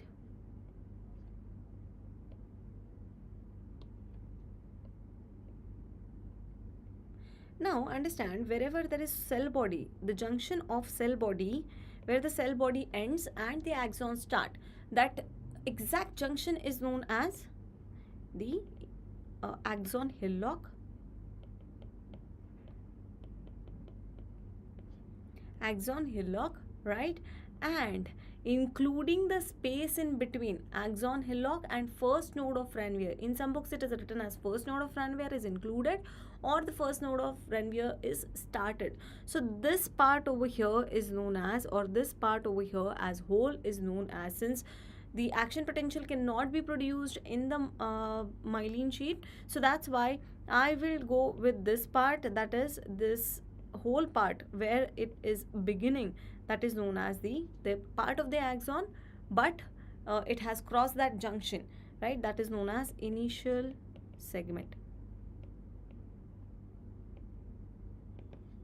In the Gannon or Guyton, it is not specified what do you mean by initial segment, but in the Bernon, Levy and Boron, I have gone through two different places. It is written as the node of Ranvier is included or excluded. It's a controversial point, because anyhow, even if you add the first this thing node of Ranvier, that won't, this first myelin sheath, that is won't be going to produce any action potential. So this is initial segment, and this is going to be the node of Ranvier. Both can produce, that means axon hillock or initial segment is there. You can go any of the option, but the better option is going to be initial segment, because axon hillock itself is going to be a just a point, right? And at that point I don't think so that 350 channels will be there. So nowadays in the MCQ also, the initial segment, they start to give the initial segment. Okay, if both are there in the option, then the question comes, go for the initial segment and axon hillock. In between these two, the initial segment is going to have the superiority, right? Let's move on. If you understand, what do you mean by that? Now, sensory and motor, they are going to be having different action potential sites. We know that only two sites from where the action potential generation is possible. Now, in which it will be the initial segment, in which it is going to be node of Ranvier. Now understand, sensations will go from the body towards the cortex, right? And the cell body, they are present near the, if you talk about the sensory neurons, they are present near the dorsal horn of the spinal cord. So they are present in the dorsal root ganglion. So the body of this cell body of these neurons, cell body of the sensory neurons, they are present in the dorsal root ganglion, which is going to be way more far as compared to the receptor. Suppose I am talking about the finger, right? And I'm talking about the touch sensation. So the touch sensation will carry forward towards my spinal cord. The body, cell body is going to be near the spinal cord, so it is very, very far away.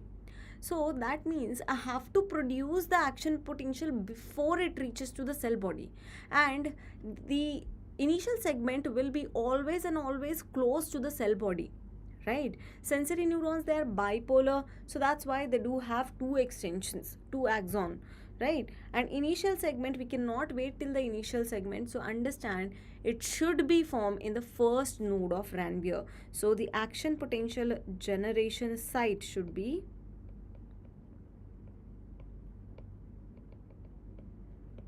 first node of Ranvier over here, isn't it? We cannot wait till the cell body or initial segment. Who will carry the information from here to the spinal cord? If there is no production of the action potential, definitely it won't go till the initial segment also, right? And what about the motor? Motor, the cell body is also in the cortex, the initial segment is nearby. So first of all, it will be produced in the motor, it is going to be produced in the initial segment. If that is not there in the option, go for the axon hillock, but nowadays it is not coming in the option at all, because we know it's a point and we require at least 350 channels, sodium channels, to produce the action potential, right? In the exam, you don't have that much of the time and you will be getting confused. You will forget this, right? So that's why I have the mnemonic for you. How to remember that? Just remember Miss Senorita, okay? So Miss or just remember Miss Senor. Miss Senor, what do you mean by that? It is the motor neuron which will have, it is the motor neuron, I'll write in the same color itself. It is the motor neuron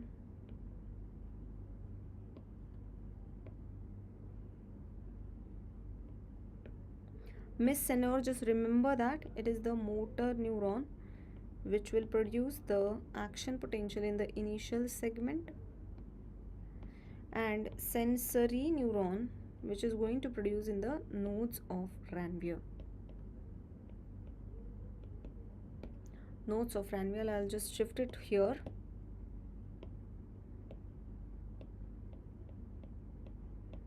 So remember Miss Senor, that is going to be very useful mnemonic, right? Why Miss Senor?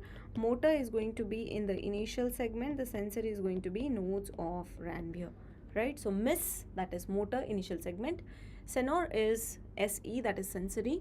Nodes of Ranvier is going to be your site of generation, okay? Alright, so let's move on towards the covering of the nerve. So what are the coverings of the nerve? How to remember the covering? First of all, remember what do you mean by every structure. First of all, if you take a single nerve fiber, it will be covered by what thing? It will be covered by the endoneurium, right? If you take a bundle, these nerve fibers, they are going to form a group which is going to be called as fascicle, right? So I'll take a new color. If they are grouped together, they will be called as nerve fascicle. Nerve fascicle is covered by perineurium, right? And such many nerve fascicle, when they group together, it will be a nerve, right? Or it is going to be called as nerve. Remember, nerve fiber is different and nerve is different. Nerve means nerve can contain many nerve fibers, and nerve fiber means single nerve fiber that we are talking about. If they say nerve, that means they must be containing many nerve fascicles. So the nerve is covered by the epineurium. How to remember now which one is endo? Endo always come inside, okay? So just remember, first comes the E, then comes the P, and then comes both E and P, right? So AP. So endoneurium, perineurium, epineurium, okay? So EP, that is nerve fiber, nerve fascicle, and finally the nerve, endoneurium, perineurium, EP, that is epineurium. No book can tell you or make you the studying this easier, right? Because it takes time. You have to sit with that thing and you have to learn how to remember it. That work has been done by me already. I just want you to remember by different mnemonics and different tactics that I'm telling you over here, so that you can get the marks, more marks. I wish in our times also we would have got some Fadu teachers like us, right? Anyways, Siddharth's classification. Now coming to the nerve injury, we are starting with the nerve injury. Now there are two classifications. First is the Siddharth's classification and there is Sunderland's classification. Both we are going to talk because they are important.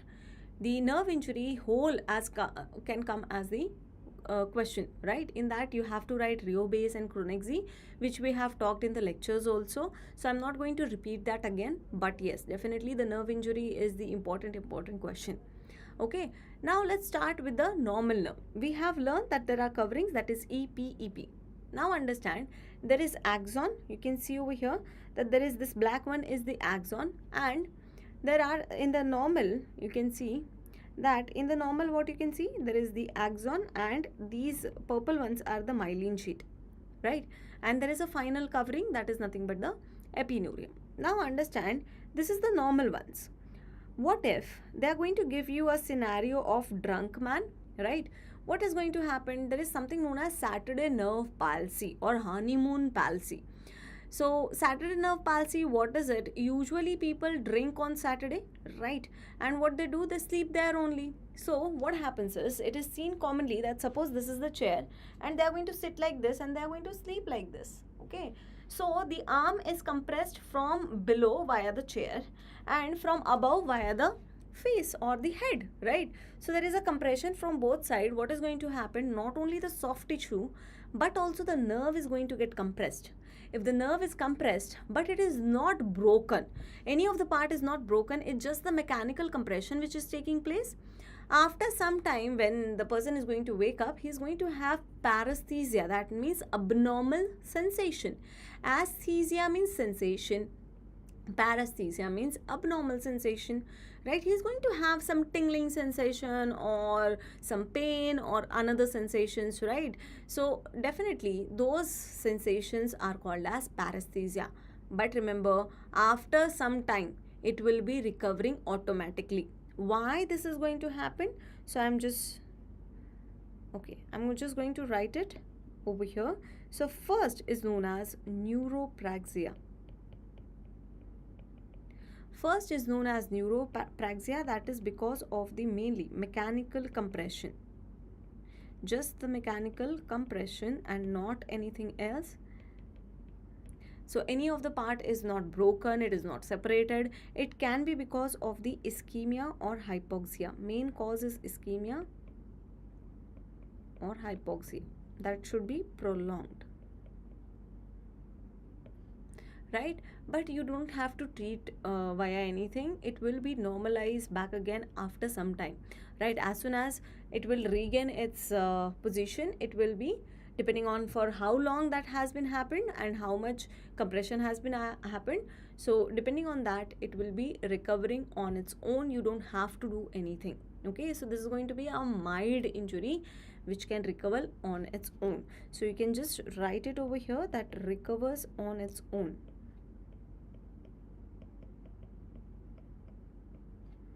After some time. You don't have to do anything in this case. Okay, just have to take history. I have told you about the Saturday nerve palsy. What is honeymoon palsy? Usually when the people go on honeymoon, they are so much in love that one partner will sleep on someone else's hand, right? The hand is compressed by the bed or whatever they are sleeping on, right? And the partner's head. So the whole night she or he will be sleeping on the hand, and that will cause the honeymoon palsy. Same, the crutch palsy is also there. The people who do not have healthy legs, they have to walk with the crutches. You must have seen the supporting system, right? So they walk with the help of crutches, and the crutch is going to get attached over here, and it is compressing continuously on the axillary area. So those nerve can be having those damages, right? Thank you so much. Okay, so because of which what is going to happen is that there is going to be compression, but thankfully whenever they are going to sit, the crutch will be away from them and it will heal their mechanical compression, right? Let's move on to the next thing, that is axonopraxia. Okay, axontomasis. There is no such thing as axonopraxia. Axontomasis. You can see over here that the myelin has been damaged a bit. Not only that, the track is intact. That means the whole covering, endoneurium, perineurium, whatever it is there, it is shown by this borderline. Okay, so this is intact, the track is intact, but inside the axon has broken down. Why? Many of the students ask me, ma'am, how this is possible that the outer covering is intact but the inner thing is broken. This is possible. Suppose if I have this water glass, right, I have covered that in the cardboard sheet, right, and I'm carrying in the bag. Suddenly something happens and that cardboard fall from my hand, right? Obviously the cardboard won't be teared down immediately, but the glass will be broken down. Similarly, the outer layer is going to have more strength because it is formed of connective tissue and not much of the proteins. They do have more strength because they contain cytoskeletal proteins also, right? This is the sheath that is made up of connective tissue. So they do have more strength as compared to the axon inside. Right. So that's why it is much more possibility that the axon, whenever the trauma is going to occur, depending on how much severe trauma has been taken place, depending on that, only either axon is going to get cut down, or both the axon as well as the layers, connective tissue layers, that is nothing but the neurolemma, will also break down. Okay. So that depends on many things. So remember this thing. You don't have the principal thinking, and nobody teaches you. I agree that nobody teaches us in the classes also that how this is possible, and you do have this doubts.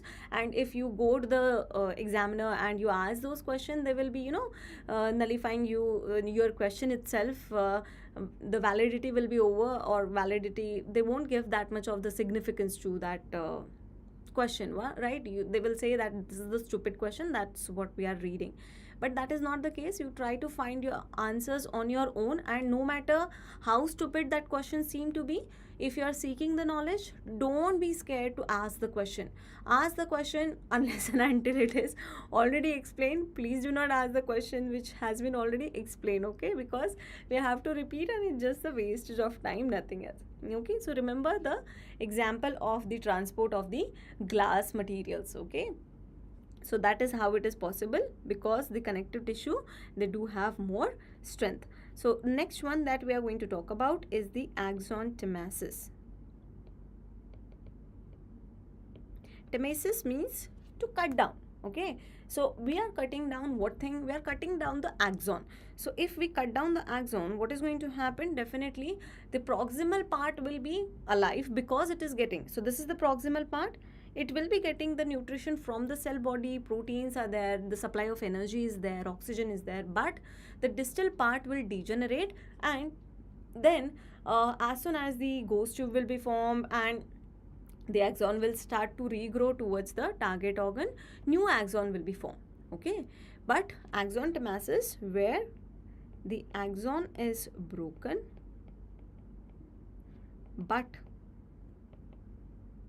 the covering is intact. Right. Now coming to the third part, that is the neurotemasis. Temasis means again to cut down, right? And what we are cutting over here, the whole nerve, we are separating it into two parts, right? So now you can see over here, I'll just zoom it in. So you can see that there are different two parts which are occurring. So total separation, that means not only axon right now, the whole thing, that means the axon with its covering got separated. Axon with its covering, this C and this C and this, I'll write it in complete words. Axon with its covering is broken into two parts.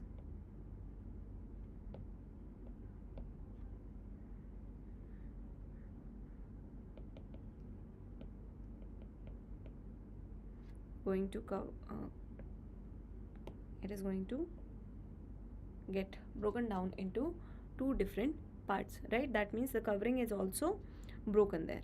Okay, now if I have to convert this Siddhan's classification into the Sunderland's classification, just I have to remember, I know three different points. Okay, the Siddhan has done that in the 3 different gradings, but the Sunderland has done that in the 5 different gradings. What are the 5 different gradings? See over here. First of all, we are going to keep the neuropraxia as it is.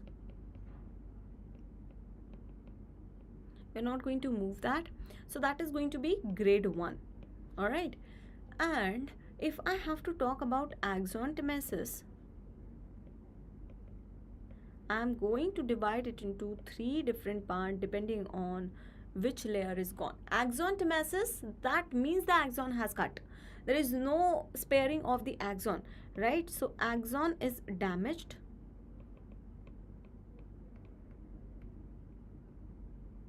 Axon is damaged, but understand that the damage to which layers of the neurolemma has happened, depending on that, it is going to be called as 2nd degree, 3rd degree, or 4th degree. right? So second degree, in that we are going to go with the same thing, that is from inner to outer, because the inner ones are more fragile and less resistance to the trauma, right? So the E, P and EP, that means what is going to get damaged? First of all, the endoneurium is going to get damaged, is also damaged. Then the perineurium, endoneurium, endo plus peri is going to get damaged. And over here, not only the epi but also endo, obviously the epi is damaged, that means, just give me a minute, endo, peri and epi, all three are damaged over here, right? But there is no separation per se, understand that, right? It is connected together, it has a damage, but it is not cut down altogether totally, right? So axon is going to get damaged. Just there is a small correction, that this is the second degree, this is the fifth degree, okay? There's a small correction which I want to make over here. That's the fifth degree. Second degree, only axon is damaged. Third degree, axon with endoneurium. And fourth degree is going to be endoneurium plus perineurium with the axon. Axon is going to damage in all. And fifth degree is the same as the neurodemesis. Okay, a small correction over there. Neuropraxia, first degree. Axon dermatitis, second, third and fourth degree. Fifth degree is going to be neurodermatitis. So first degree and fifth degree is same.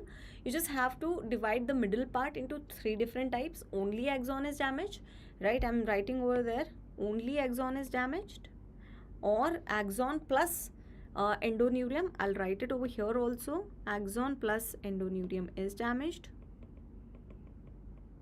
or axon plus endoneurium and perineurium is also damaged, leaving the epineurium as a covering. Okay, depending on the severity, it will take more time to regain its own function. Understand, the most difficult to recover is going to be neurodemesis, because let's say the rail track has been damaged, it is very difficult to make other railways to run over that, because again, if one railway cannot run, definitely others also cannot, right? If the one railway is damaged, somehow we can make it to go in the another platform or another rail track, and that track is free. So if the track is intact, nerve can regrow again inside it. Why? Because it will form a ghost tube easily, and once the Schwann cells are formed, axon can pass through the cytoplasm of the Schwann cells very easily. But if the road is not there, definitely it doesn't know where to go, and what happens, it start growing in all direction. That is going to form a tumorous like condition that is known as neuroma. Okay, so it is a tumor like condition where the nerves start to grow in the various direction. It won't be able to reach to the target organ. That is known as neuroma. Why? Because many bundles. Suppose the nerve has damage over here. There was two different, let's say this is the cell body and this was the axon terminal, right? If it is broken here, what is going to happen after few days? This will start growing in all direction because it is not having any tract intact. So neurodemesis that I'm talking over here. So definitely this will form a tumor like structure or a growth that is known as neuroma. Okay, let's move on to the next topic. Yes, you are agreeing on that. So first degree, second degree and third degree, you can see the diagram over here. So only axon is damaged, axon is intact, then it is conduction block. That means not damage per se, but mechanical compression has been taken place over there. Then coming to the this axon temesis, in this axon will be damaged, second degree. Then axon with its first covering, yellow covering, you can see that is damaged. This covering has been damaged, right? Then the next covering has been damaged too. There are two coverings which are damaged, and in the fifth degree, whole of it will be separated altogether. So this is the first degree, second degree, third degree, fourth and fifth degree, right? So this is same as the neuropraxia, and this is neurodemesis. and these all three are, since the axon is cut over here, axon temesis. Temesis means to break down, and depending on what is broken down, we are going to give the name, right? Let's move on to the properties of nerve. Can you tell me what are the properties of nerve? At least tell me one or two properties of nerve. We are going to finish in the next few minutes also. So tell me, at least there are 7 types of properties, and I'll tell you the mnemonic also, and you have to keep it with yourself, right? Whomsoever is not watching the video, they should not know the mnemonics, right?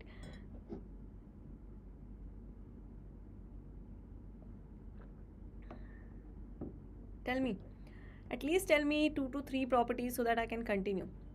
And I'll tell you a very nice mnemonic that you won't forget forever, right? On the properties of nerve, definitely the question is going to come, so you have to remember. Yes, Krish, Prasocyte, Ritvik, Yashraj, answer me, bacho. Answer me. Osama, Family Vlogs, Ritesh, Varun, Ganesh. Chalo, answer me at least 1 or 2. No cell division, agree.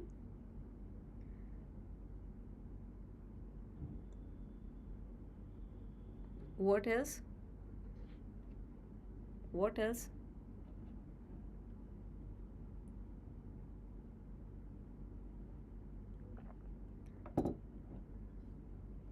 I'm waiting just for 1 minute. Conductivity. Very good. Soumya, very good. Conductivity is one of the property of nerve. Anything else?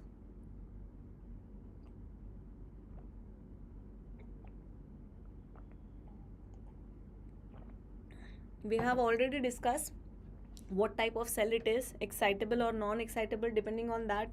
Can you get any hint of it? What I wanted to talk about?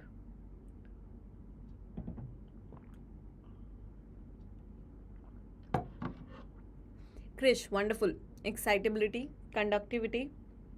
Chalo, I'll tell you the mnemonic. What is the mnemonic? Who is the X? है ना? Your X, if you someone ask you, X कौन रे? है ना? X कौन है रे? ऐसे करके कोई भी पूछेगा आपसे. So what you are going to answer? The one who, you know, traps you and go away. That is फंसा कर चले जाते हैं. They are the X's, right? So remember via those words, that is X. कौन है रे? Then you will say that the ones जो हमें trap कर दे, फंसा के चले जाए, right? So they are the X's. You won't forget, and these all 7 points you will remember, and you can answer in the exam. Who is the X? X कौन है रे, right? So X means excitability, conductivity, refractory period, then fatigue resistance,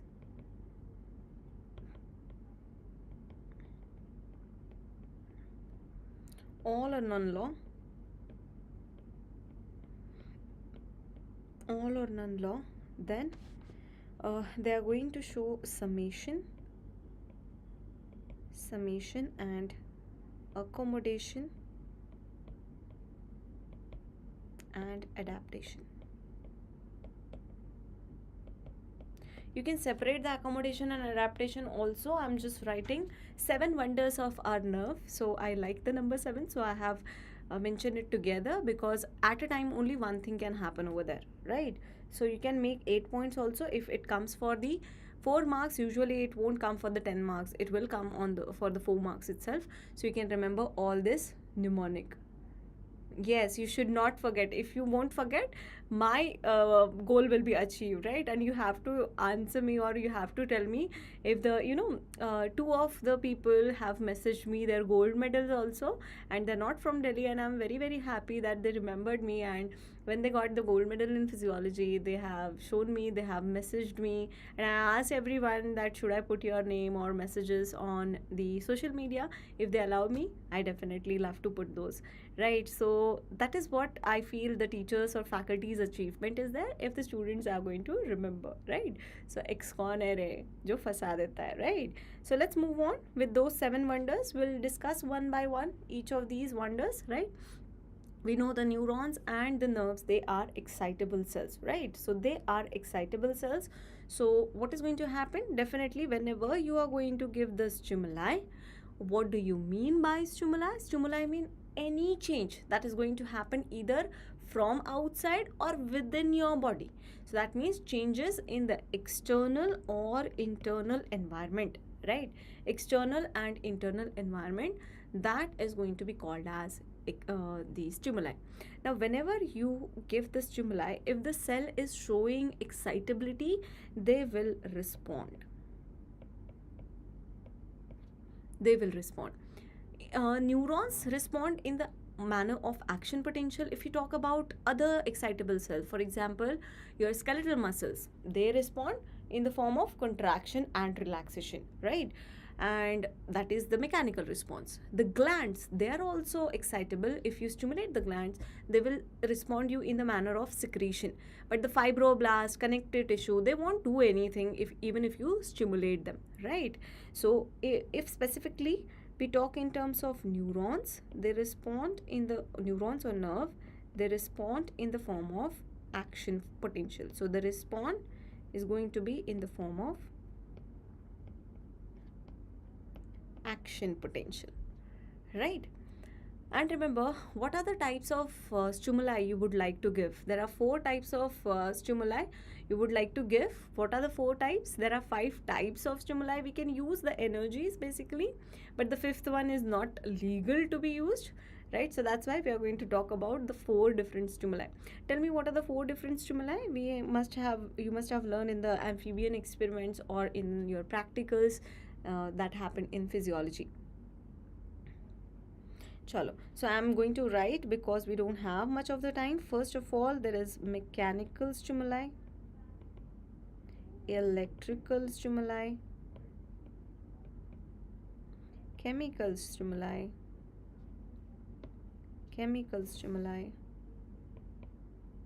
or thermal stimuli. These 4 we can use. There is nuclear also, but we don't use that, right? Otherwise we will be in the jail next day itself or next hour maybe. So definitely mechanical, electrical, chemical and thermal. Tell me, which one of these is going to be most common? Out of these, which one is most common, bachcho? And why? Most common kaun sa hai and why it is most commonly used? The one which we can control easily, their frequencies, their intensity, and the site where we have to give, the duration for how long we should give, right, where we should give, all these things we can control. And for that reason we choose one specific stimuli. And what is it? I want your reply. Yes guys, we don't have time, be quick. Which is the most common out of these 4? Yes please. That is going to be electrical. Electrical is going to be most common. Why? Because it is easier to maintain its frequency, its site, its duration, time, all these things are easier to maintain, and that's why it is going to be more common. Why more common? Because easy availability and we can control frequency, time, at what time you want to give and how long you want to give. For how long I'm going to write duration. So duration and time both are different things, okay? Frequency means how many times, intensity means I'm going to talk about the amplitude, okay? So intensity,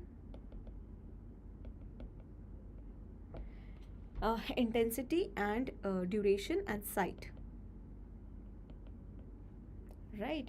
So intensity, site, all these things you can maintain, right? So frequency, time, duration, intensity, site, all these things you can control, and that's why electrical ones are going to be the one which is most commonly chosen one.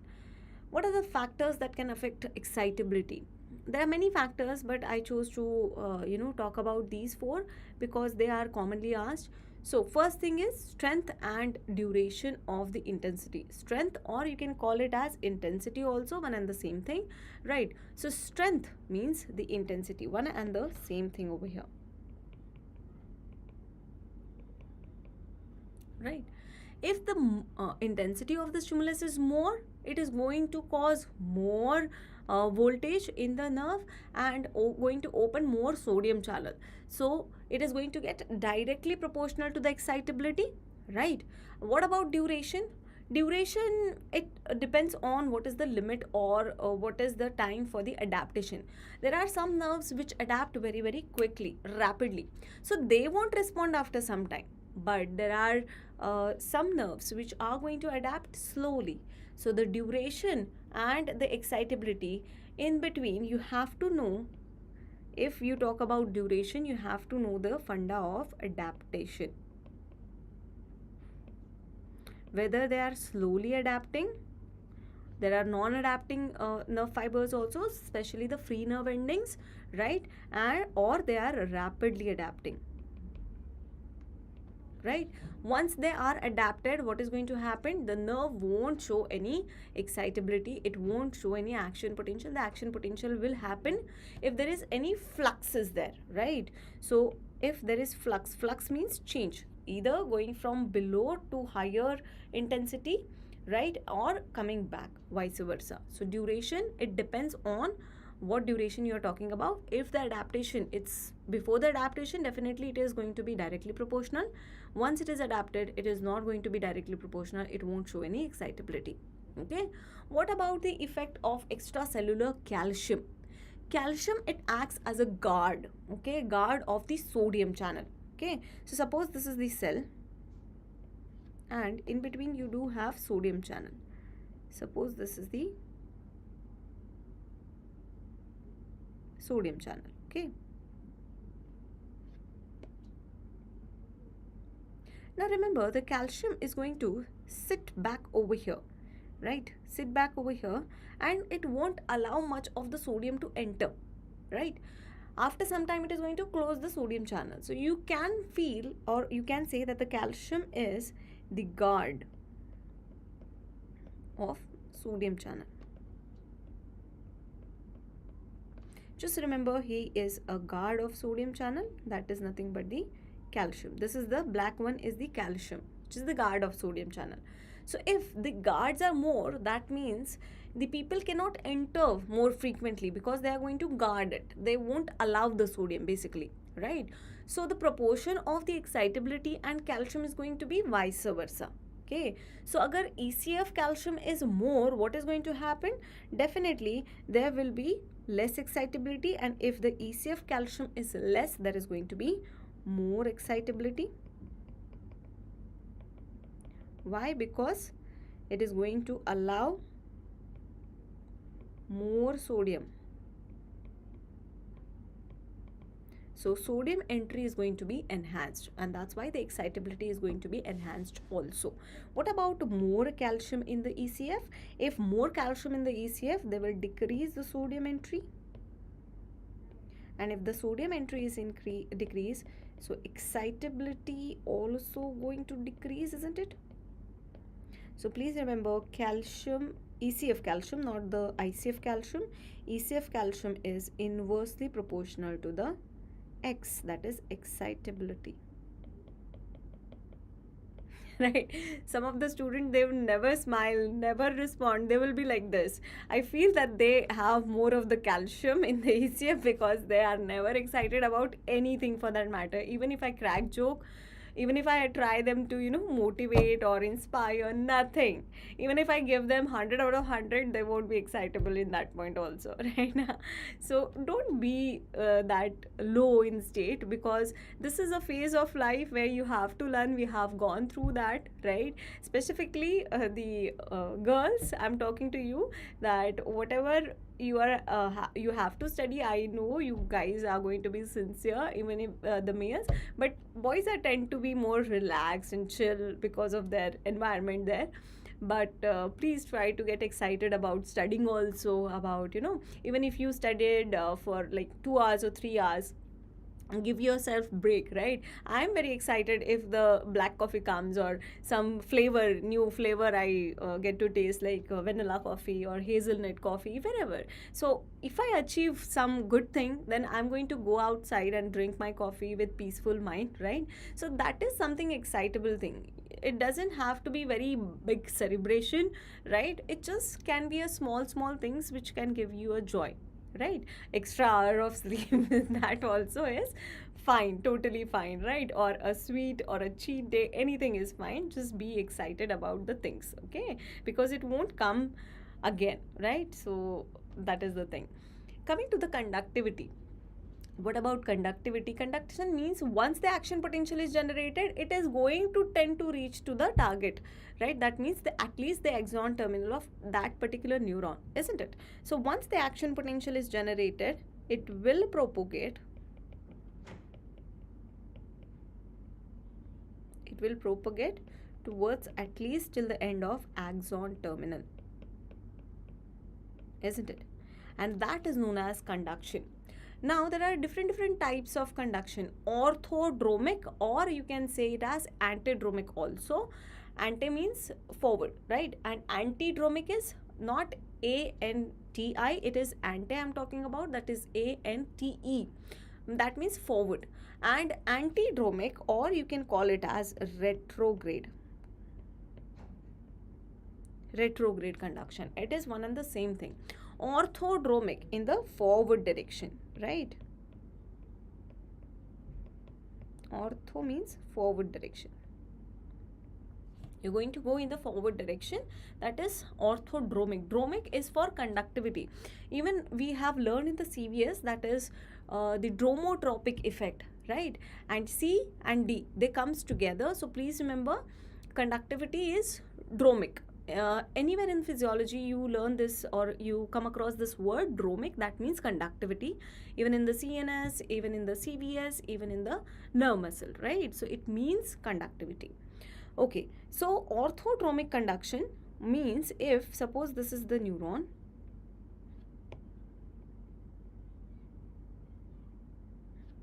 if this is the neuron,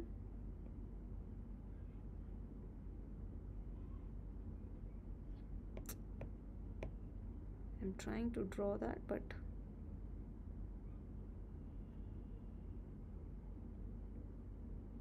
okay. So if it is going from the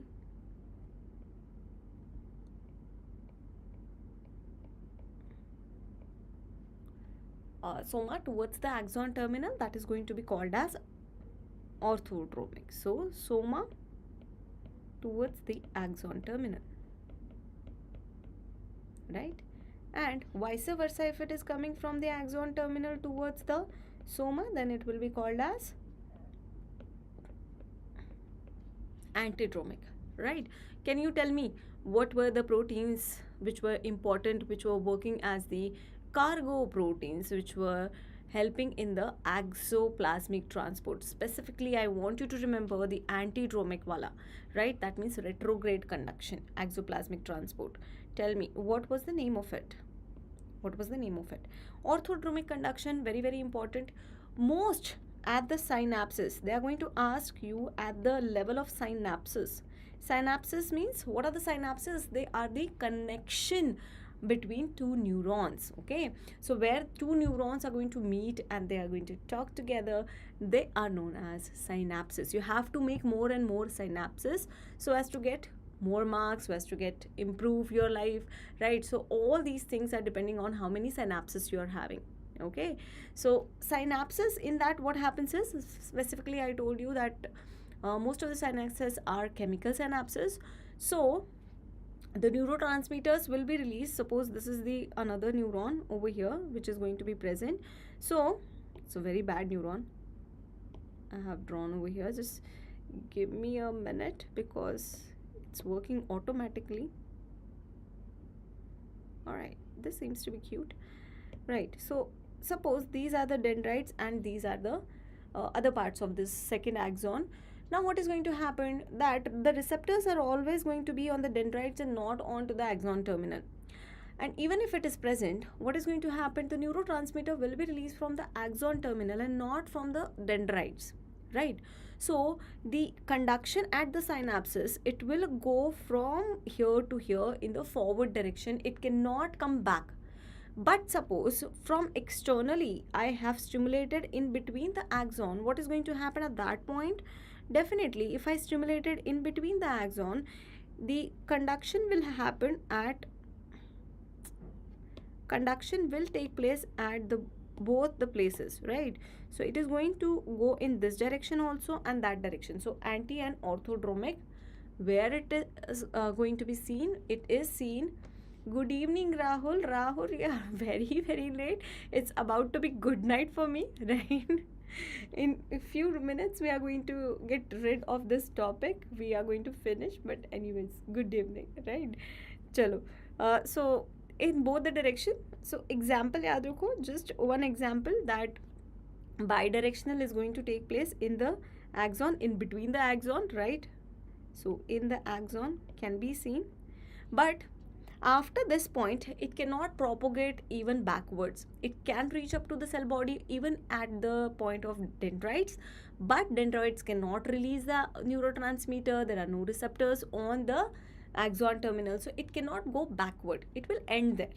But on the other hand, whatever was going in the orthodromic direction, it will stimulate the vesicle release, neurotransmitter release, vesicle exocytosis, right? The neurotransmitter go on the forward direction and this propagation will continue, right? This can be seen in the axon, as well as there is something known as axon reflex. We don't have time right now. We'll discuss this axon reflex in detail, because you can see the triple response over there, right? So you can see the antidromic conduction over there also. So action potential once generated, it tend to propagate till the end. This is known as conductivity, which is one of the property of the nerve, right? Let's move on to this axon reflex. You can just see that I just want you to see over here that as soon as you stimulated here, any irritant occurred or irritation occurs over here, there are some neurotransmitter which are going to get released, and because of which the action potential will be generated in the nerve, right? But when they were going through the skin, that means sensory neuron that we are talking about, sensory neurons should go from the periphery to the center. That means center means the spinal cord that we are talking about, right? So this direction over here for the sensory neuron is this orthodromic, but it gives branches to the nearby blood vessels also. So that means both the things are possible. Now sensory neurons coming back towards the periphery, is it orthodromic or antidromic? Definitely the sensory neuron should not come back towards the periphery or should not come towards the organ. It should go towards the CNS. So please understand this in the green what I have drawn over here, this is known as the antidromic conduction, right? The purple one is orthodromic, this is antidromic. In the axon reflex, we can see both the things, axon reflex, right? Whenever you are going to study the nerve conduction velocity, NCV, we call it as nerve conduction velocity. In that, these terminology helps us a lot, okay? Because they are going to directly tell you that we gave the antidromic, we are going to check the antidromic conduction or orthodromic conduction, right? Retrograde and anti is same, okay? Let's move on to the next thing, that is summation. Summation means what? Adding up, right? So if you give the subthreshold stimulus, usually what should happen? There should be no response, isn't it? There should be no response, because for the response we require what thing? We require adequate stimulus. Adequate means it should reach the threshold level. And what is the threshold level everywhere? It is going to be the firing level, where the Hodgkin cycle will start automatically. The more and more sodium channel will open, more and more sodium entry will occur inside the exoplasm, and more depolarization will take place. For that, we require threshold potential. If threshold is not reached, definitely there will be no response. So in general rule, it says that if you give sub-threshold, what do you mean by sub-threshold? So suppose threshold is 10 MV, then even if you give 9.9 MV, that is going to be called as sub-threshold stimulus. Okay, but you give 9.5, after some time you give again 9.5. The previous one, some voltage was remaining there, the next voltage come and it gets it adds up into it, and definitely it crosses the value of the threshold, that is the 10 MV. What is going to happen? As soon as it crosses the threshold, it is going to show the action potential, and that is the response in the nerve, right? So sub-threshold stimuli in a rapid cessation. Rapid cessation means one after another without any much of the time gap in between. Okay, so cessation means one after another.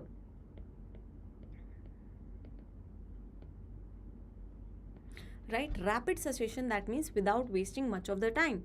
If you give proper time, that whatever first stimuli you have given, that will decay, right? It won't add up. So for adding up, you require to give it in the higher frequency. So if the frequency you are going to increase, definitely the point will reach before decay of the first potential, you are going to reach up to the threshold, right? So there is going to be a proper frequency, minimum tetanizing frequency.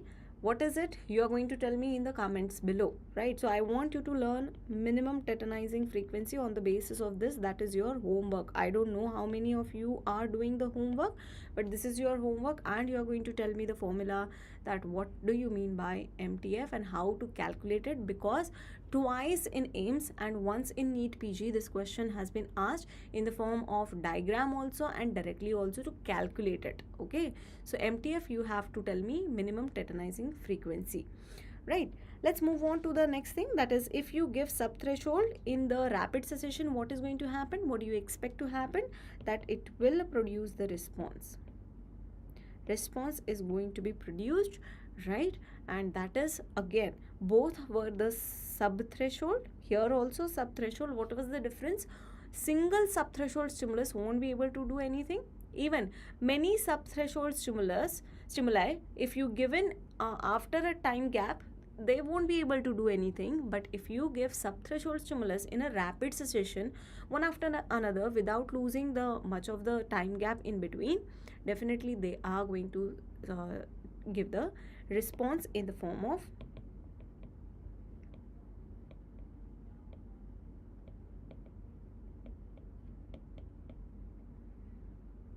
action potentials. Okay, in the form of action potential. Next, there are many types of terminologies that you are going to come across. So what do you mean by that? I'm just telling you, I'm just sensitizing you to these terminologies. Okay, so first is facilitation. If you're facilitating anything, that means you are increasing anything, right? So if someone comes me in a low state, what I'm going to do? I'm going to motivate him. I'm going to make his schedule or her schedule, right? I'm going to do half of the work for them, right? So that way they will be motivated and they will start studying. So that is facilitation, right? If somebody is creating nuisance, definitely I'm going to abuse him. Not in the abusive language, but a polite formal language, because abusive language is not allowed, definitely. But if it's my sibling, definitely I'm going to go violent also. So facilitation and inhibition, this is going to be inhibition, right? So that they won't repeat it for the next time. Okay, so facilitation means one neuron stimulating the other neuron, that is called as facilitation. This neuron will also show the excitability. Okay, so that is facilitation. What about the inhibition? See over here, inhibition, that means one neuron, it is going to release the inhibitory neurotransmitter. There is something known as IPSP and EPSP, that you also are going to tell me. Again, the homework for you, it's just a 5-minute homework that I'm giving you, because we are going to come across these terminologies in the next class. So please read up about them, right? And then it is going to be easier for you guys, right? So inhibition, so one is releasing inhibitory neurotransmitter like GABA and glycine, that is going to be the next thing, is going to be next neuron is going to get inhibited. Now, if suppose one neuron is always going to generate, because it is going to a single type of neuron, if I'm talking about, it is going to have a specific genetic code. It will release only one type of neuron itself. So if it is excitatory, it is going to release excitatory neurotransmitter, and that's why we do have many synapses in between, so that we can keep a check on them, right? What you are doing as our parents, they are doing for us, right? They should do for us, or our teachers are doing, having a watch on us, that what we are actually doing. So same over here also, that if we are getting too much excited, we should be inhibited too, right? So in the form of aggression or anything, the parents will shut us down. Okay, why? Because my both the siblings, they are younger than me, so I have upper hand. But on me also, my parents are there, so they have the uppermost hand, right? So they are going to inhibit me from doing that. Now this is known as disfacilitation and not the inhibition, because I'm always going to get excited to do things with my siblings, but definitely my parents are going to control me.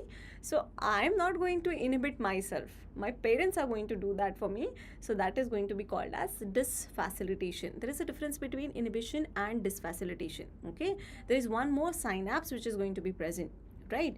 Then comes the disinhibition. Now inhibition of inhibition, that is going to be, you just have to multiply it, right? If you multiply negative into negative, what you are going to get, it is going to be positive itself, right? So that you are going to do, or add up those things, you are going to get positive itself.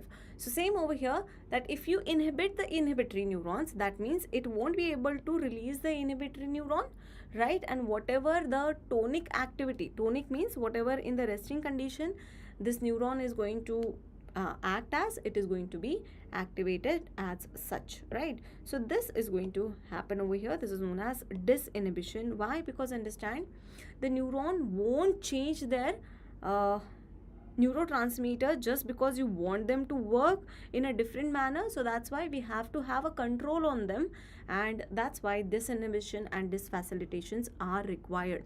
Why there are so many synapses in between the pathways? Because we can modulate them. So modulation is going to be done via all these things: facilitation, inhibition, disfacilitation, and disinhibition. Now there are two types of summation: spatial summation and temporal summation. You can see and you can get to know that what they are. Damaru, good evening. Again, it's the time for good night, but anyways, welcome.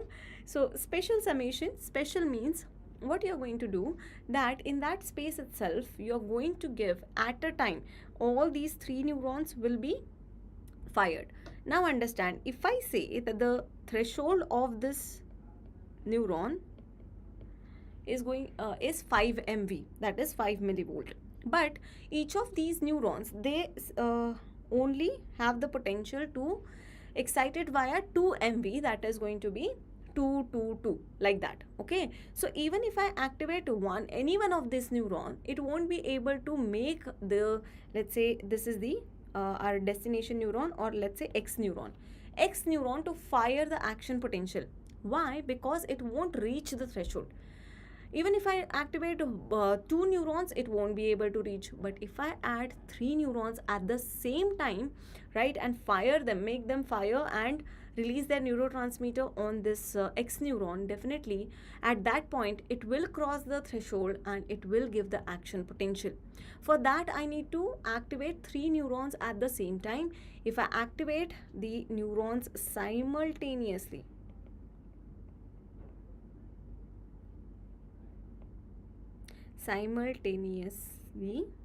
okay,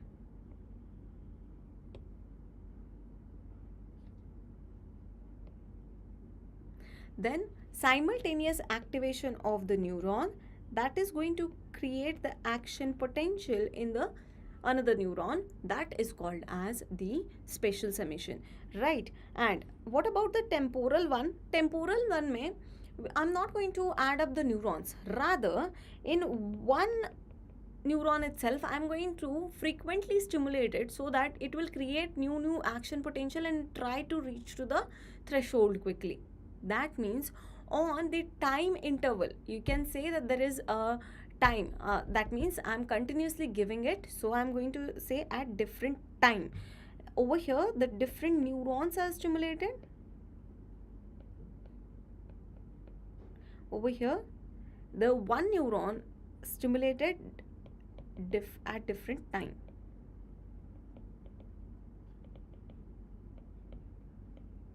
So time interval, so please remember S for simultaneous, that means if you activate anything simultaneously, that is going to be special summation. T for temporal, you're going to rather than writing different, I can write it as multiple time. I'm going to stimulate it at a specific time interval.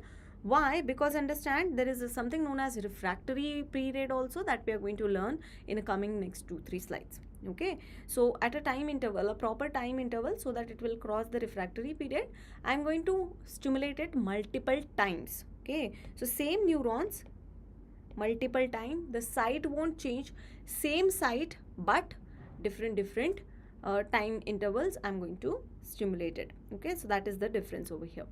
Coming to the accommodation and adaptation, what is the difference? You tell me, C come first or D? Obviously C come first and then comes D. Why I'm asking you that? Because understand, you have to write in between the action potential.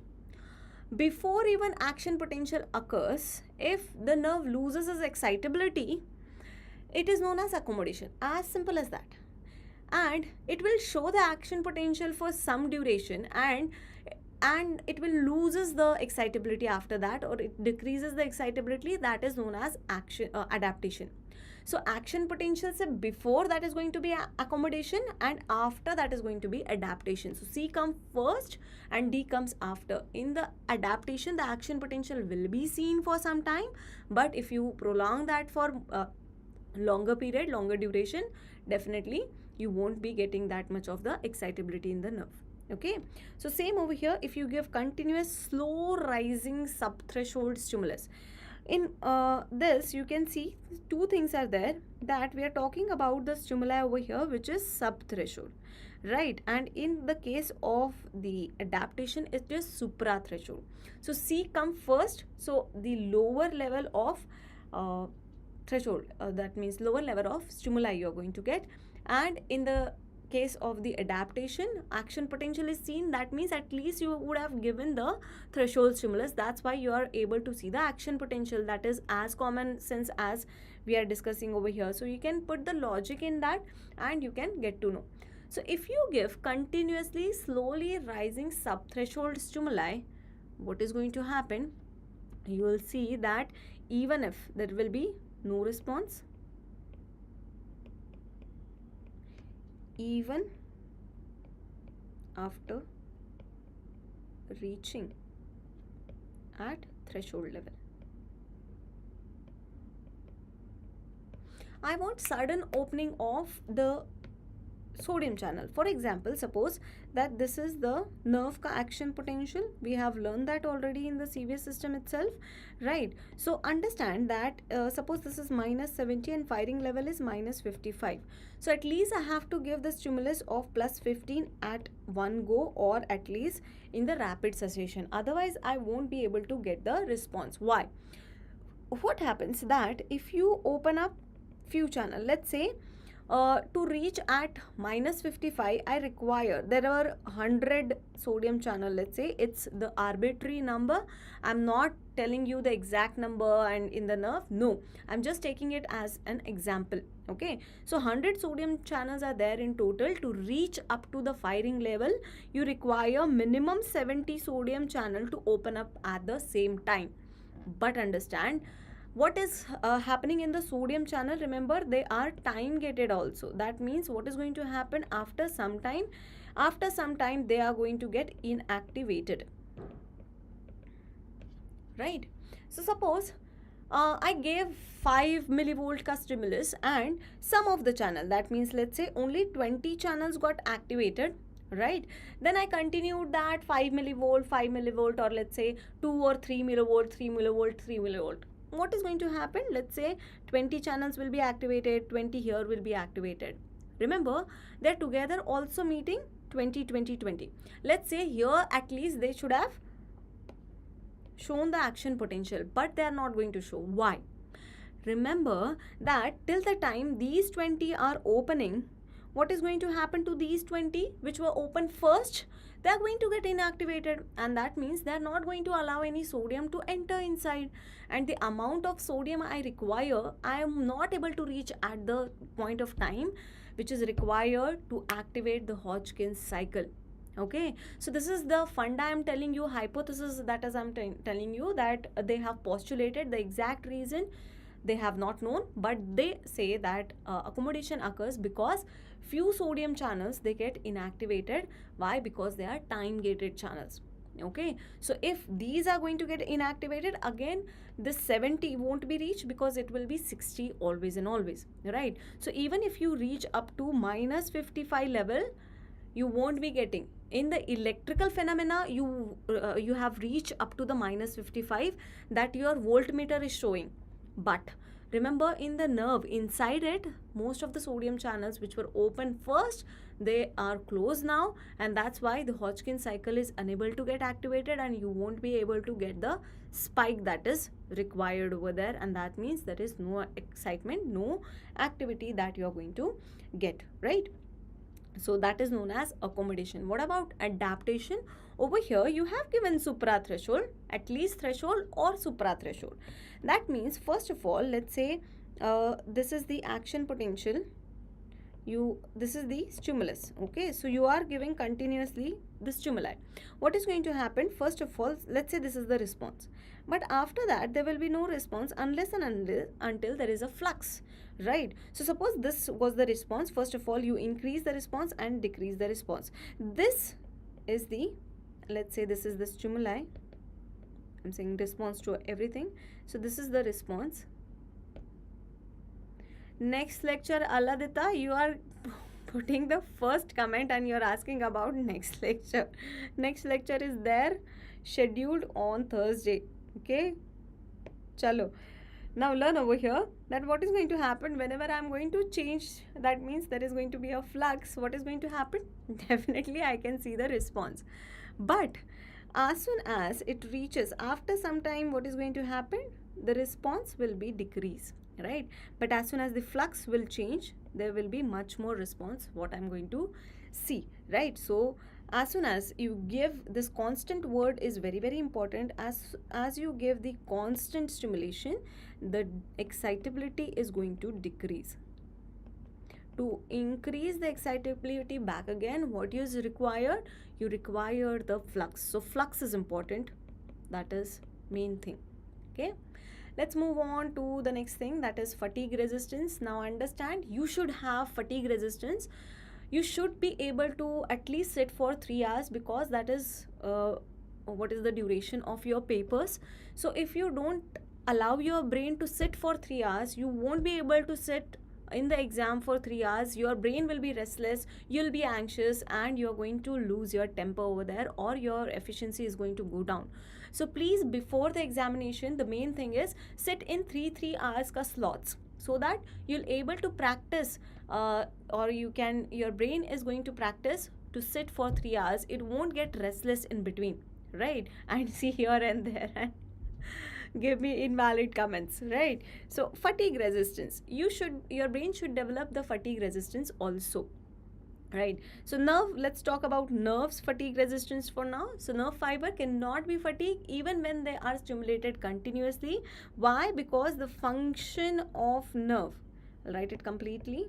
The function of nerve is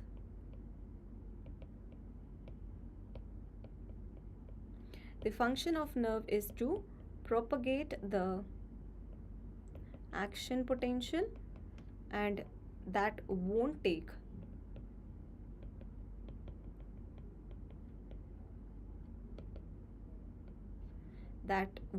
much of the energy. In some books it is written that it will not take energy at all, but yes, some energy is required for all the things that are happening over there, at least for the neurotransmitter release and the action potential to propagate, right? So that's why there are fatigue resistance. What is compound action potential? Now understand, I told you there is a difference between nerve fiber and nerve in total. Nerve fibers can be of different types. You must have known of Erlanger and Gasser classification.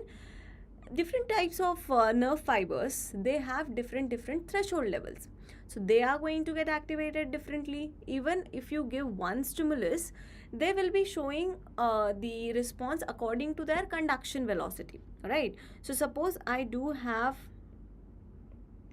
a nerve in which I have a alpha fibers also, I have a beta fibers also, I have, let's say in the black color, I have beta fibers also, I have in pink color, let's say C fibers also, A delta fibers also. So what is going to happen? All these nerve fibers are present in one nerve. You cannot stimulate one nerve fiber, okay? It is it is not possible in the normal scenario in the labs. It is possible in the research center. They do have the needle pick print pointers, right? The micropipette type things which can be possible, but not in the normal general scenario. So whenever you're going to stimulate a nerve, what is going to happen? They are going to, and if you try to plot the graph of their responses, the graph will something look like this. Okay, so suppose what fibers we are having: A beta, A alpha, A beta, beta fiber, and C fibers.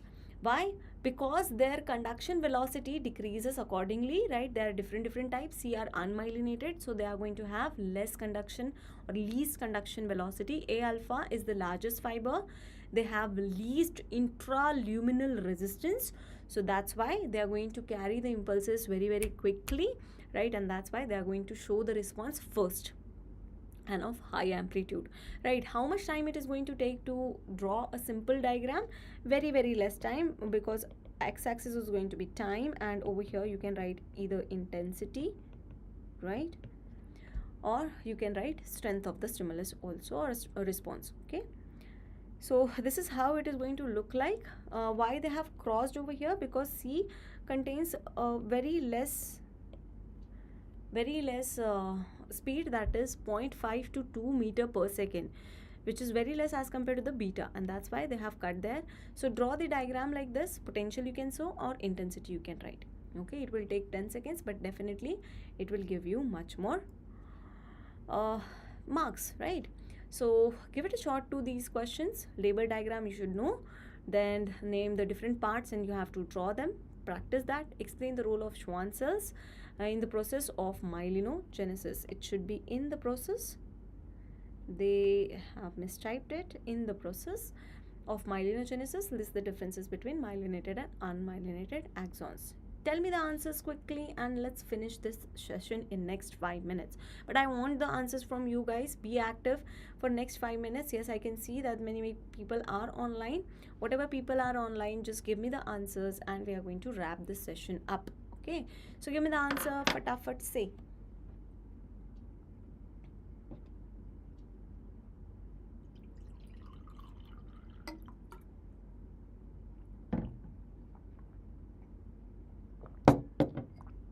Okay, so what is the answer for this question? Continuous sub-threshold stimulus leading to sustained response at increase in the threshold for action potential, right? So sustained response, that means it won't showing a response, it will have the same response what was going on, the tonic response that they are talking about. Okay, prasocyte, you're absolutely correct and you're very quick. So yes, I got the answer. I told you, whenever they have mentioned the sub-threshold stimulus, you cannot mark it as adaptation. You are going to mark it as accommodation, because C come first, sub come first, right? And the accommodation come first. So sub-threshold stimulus, as soon as you see that there is no response, sustained response that they are talking about is the tonic response. And prasocyte, you must be very proud of yourself. Why? Because this is the AIMS question, AIMS 2019. This is the same question they have given. Okay, so you have solved the AIMS question. A chocolate for you, right? Synaptic conduction is mostly orthodromic because Tell me why it is mostly orthodromic. We have discussed this point also, why it cannot go back from the dendrites towards the axon terminus of the previous neuron. So dendrites cannot be depolarized. Is it the reason? Once repolarized, an area cannot be depolarized. Is it the reason? The third is the strength of antidromic impulse is less, or chemical mediator is located only in the presynaptic terminal. What is the reason? What is the reason, bacho? Give the answer. Thank you, Prasocyte. So tell me the answer of this question. I'm just writing 2 over here and moving ahead. Antidromic conduction is seen in. Where the antidromic conduction is seen? Axon, synapse, both, or none?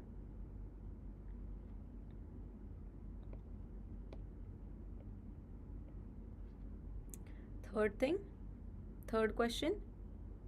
Okay. Let's move on to the next question. Different types of neuron. If you want, you can pause the video and just give me 2 का answer. ये है ma'am, 3 का answer. ये है, right? Like that. Different types of neuron evolved with the different unique properties and the function related to it. In cutaneous sensory neurons, action potential generation. Tell me, in the sensory neurons, where it is seen? Krish? Yes, guys, you're right. So what number are we on? It is the 4th, right? And the 5th one, if the nerve fiber is damaged but the nerve sheath remain intact. Nerve fiber, inside it, what is there? Nerve fiber is damaged but sheath is intact. What is the answer? INICET 2021. This came in AIMS or INICET, whatever it was there in 2021 itself. The same question, same language has been asked in the exam. Okay. All right. We do have 2 more questions. Nerve impulse is initiated at axon hillock because. This is the 6th question. Soumya, for what thing you are giving the answer? Chalo, I'll discuss the answer simultaneously. Okay. So the answer for this question, you were absolutely correct. That is, it is accommodation. I guess there is some lag in the video. The synaptic conduction, it is because of the D. I told you that dendrites, they can be depolarized, otherwise they cannot send the signal towards the cell body also. So that's why they will be depolarized. Once repolarized, it cannot be depolarized again. That is also false. Otherwise, what will happen? One neuron can only work once in the life. That is also not happening. The strength of antidromic impulse is less. No, the same strength. Action potential follows all or none law. That means either 0% or 100%. You should study like the all or none law. Either you should not study, enjoy yourself, right? Leave this medical field, join some other courses. Or if you have come in this profession, just give your 100% and make it successful, right? So same over here, all or none law. So that's why it is not possible that whatever the direction will change its intensity. That won't happen. But the chemical mediators, that means the neurotransmitter they are talking over here, they will be located in the presynaptic terminal. Pre to post, that is going to be the direction. All right, let's move on. Antidromic conduction is seen in. Antidromic conduction, that means backward conduction is seen in. Now understand, there is again a controversy, but this has given in many books. So I'm going to explain that. Antidromic is going to be seen in axon. If they would have mentioned which synapse, if they would have mentioned the electrical synapse,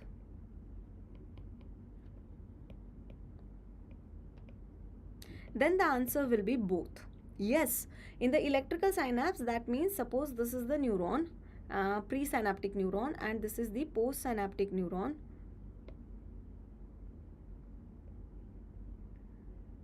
Okay, and there is a gap junction in between. So yes, it can go in this direction also and the reverse direction also, right?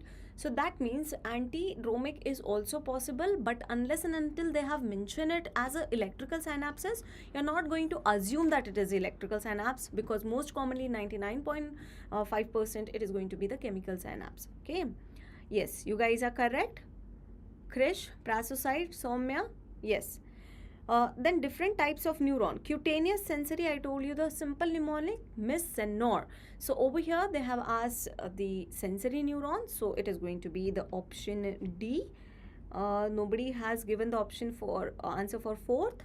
I told you sensory neuron में action potential generation in the nodes of Ranvier. In the motor it is going to be MIS, that is motor initial segment, IS initial segment. Okay. Let's move on to the next thing. Nerve fiber is damaged. That means this is the sheath and this is the nerve fiber inside it. Now this has cut but the sheath is intact. The cargo is damaged but the rod is intact. Option Prasocyte, you are right. Krish, 3 ka A. Alright, you are also correct. Now this is in between. The nerve fiber, that means they are talking about the axon. Right, the axon is cut, and if the axon is cut, that means it is going to be axontomasis, right? This is going to be the answer of fifth question. Next, sixth question, nerve impulses initiated. Prasocyte, you're good. Your answer is correct. Krish is also correct. Nerve impulse is initiated at axon hillock because, what is the reason at axon hillock? Or you can say it as, it's a very old question of 2018 or 19, so they have mentioned it axon hillock. It should be initial segment. Why is it so? Because I'll tell you the answer over here, because they have more number of sodium channels, and that means even if the threshold stimulus come, they are going to pick it up and open all those sodium channels, and because of more sodium channel, more sodium entry will occur, and that means they can work on the lower threshold also, isn't it? So that is the answer. Unmyelinated, that is not the answer. Axon won't change according to the, axon hillock won't change according to unmyelinated and myelinated. It has lower threshold, that is correct. Lower threshold because of more sodium channel. Because whatever channel availability is there, they all will be open up, and in the lower threshold also they will allow the more sodium entry and depolarization will occur, which will able to reach up to the firing level. Neurotransmitter are released here? No, neurotransmitter are released in the from the axon terminal. Right? So this is the answer over here. Yes, I got the answer from Krish and Prasocyte. Absolutely correct. The different types of neuron, they evolved in the different types. Sensory neurons, again the same question is there in just the different manner. I hope you will answer this question correctly. This is going to be Senor, that is none other than the first node of Ranvier. Okay. So that is all from my side for today's lecture, guys. Keep calm and continue the synaptogenesis. That means keep making the synapses, new synapses, right? Keep studying and please enjoy the study. Keep smiling, be happy and take care. Bye-bye. Good night.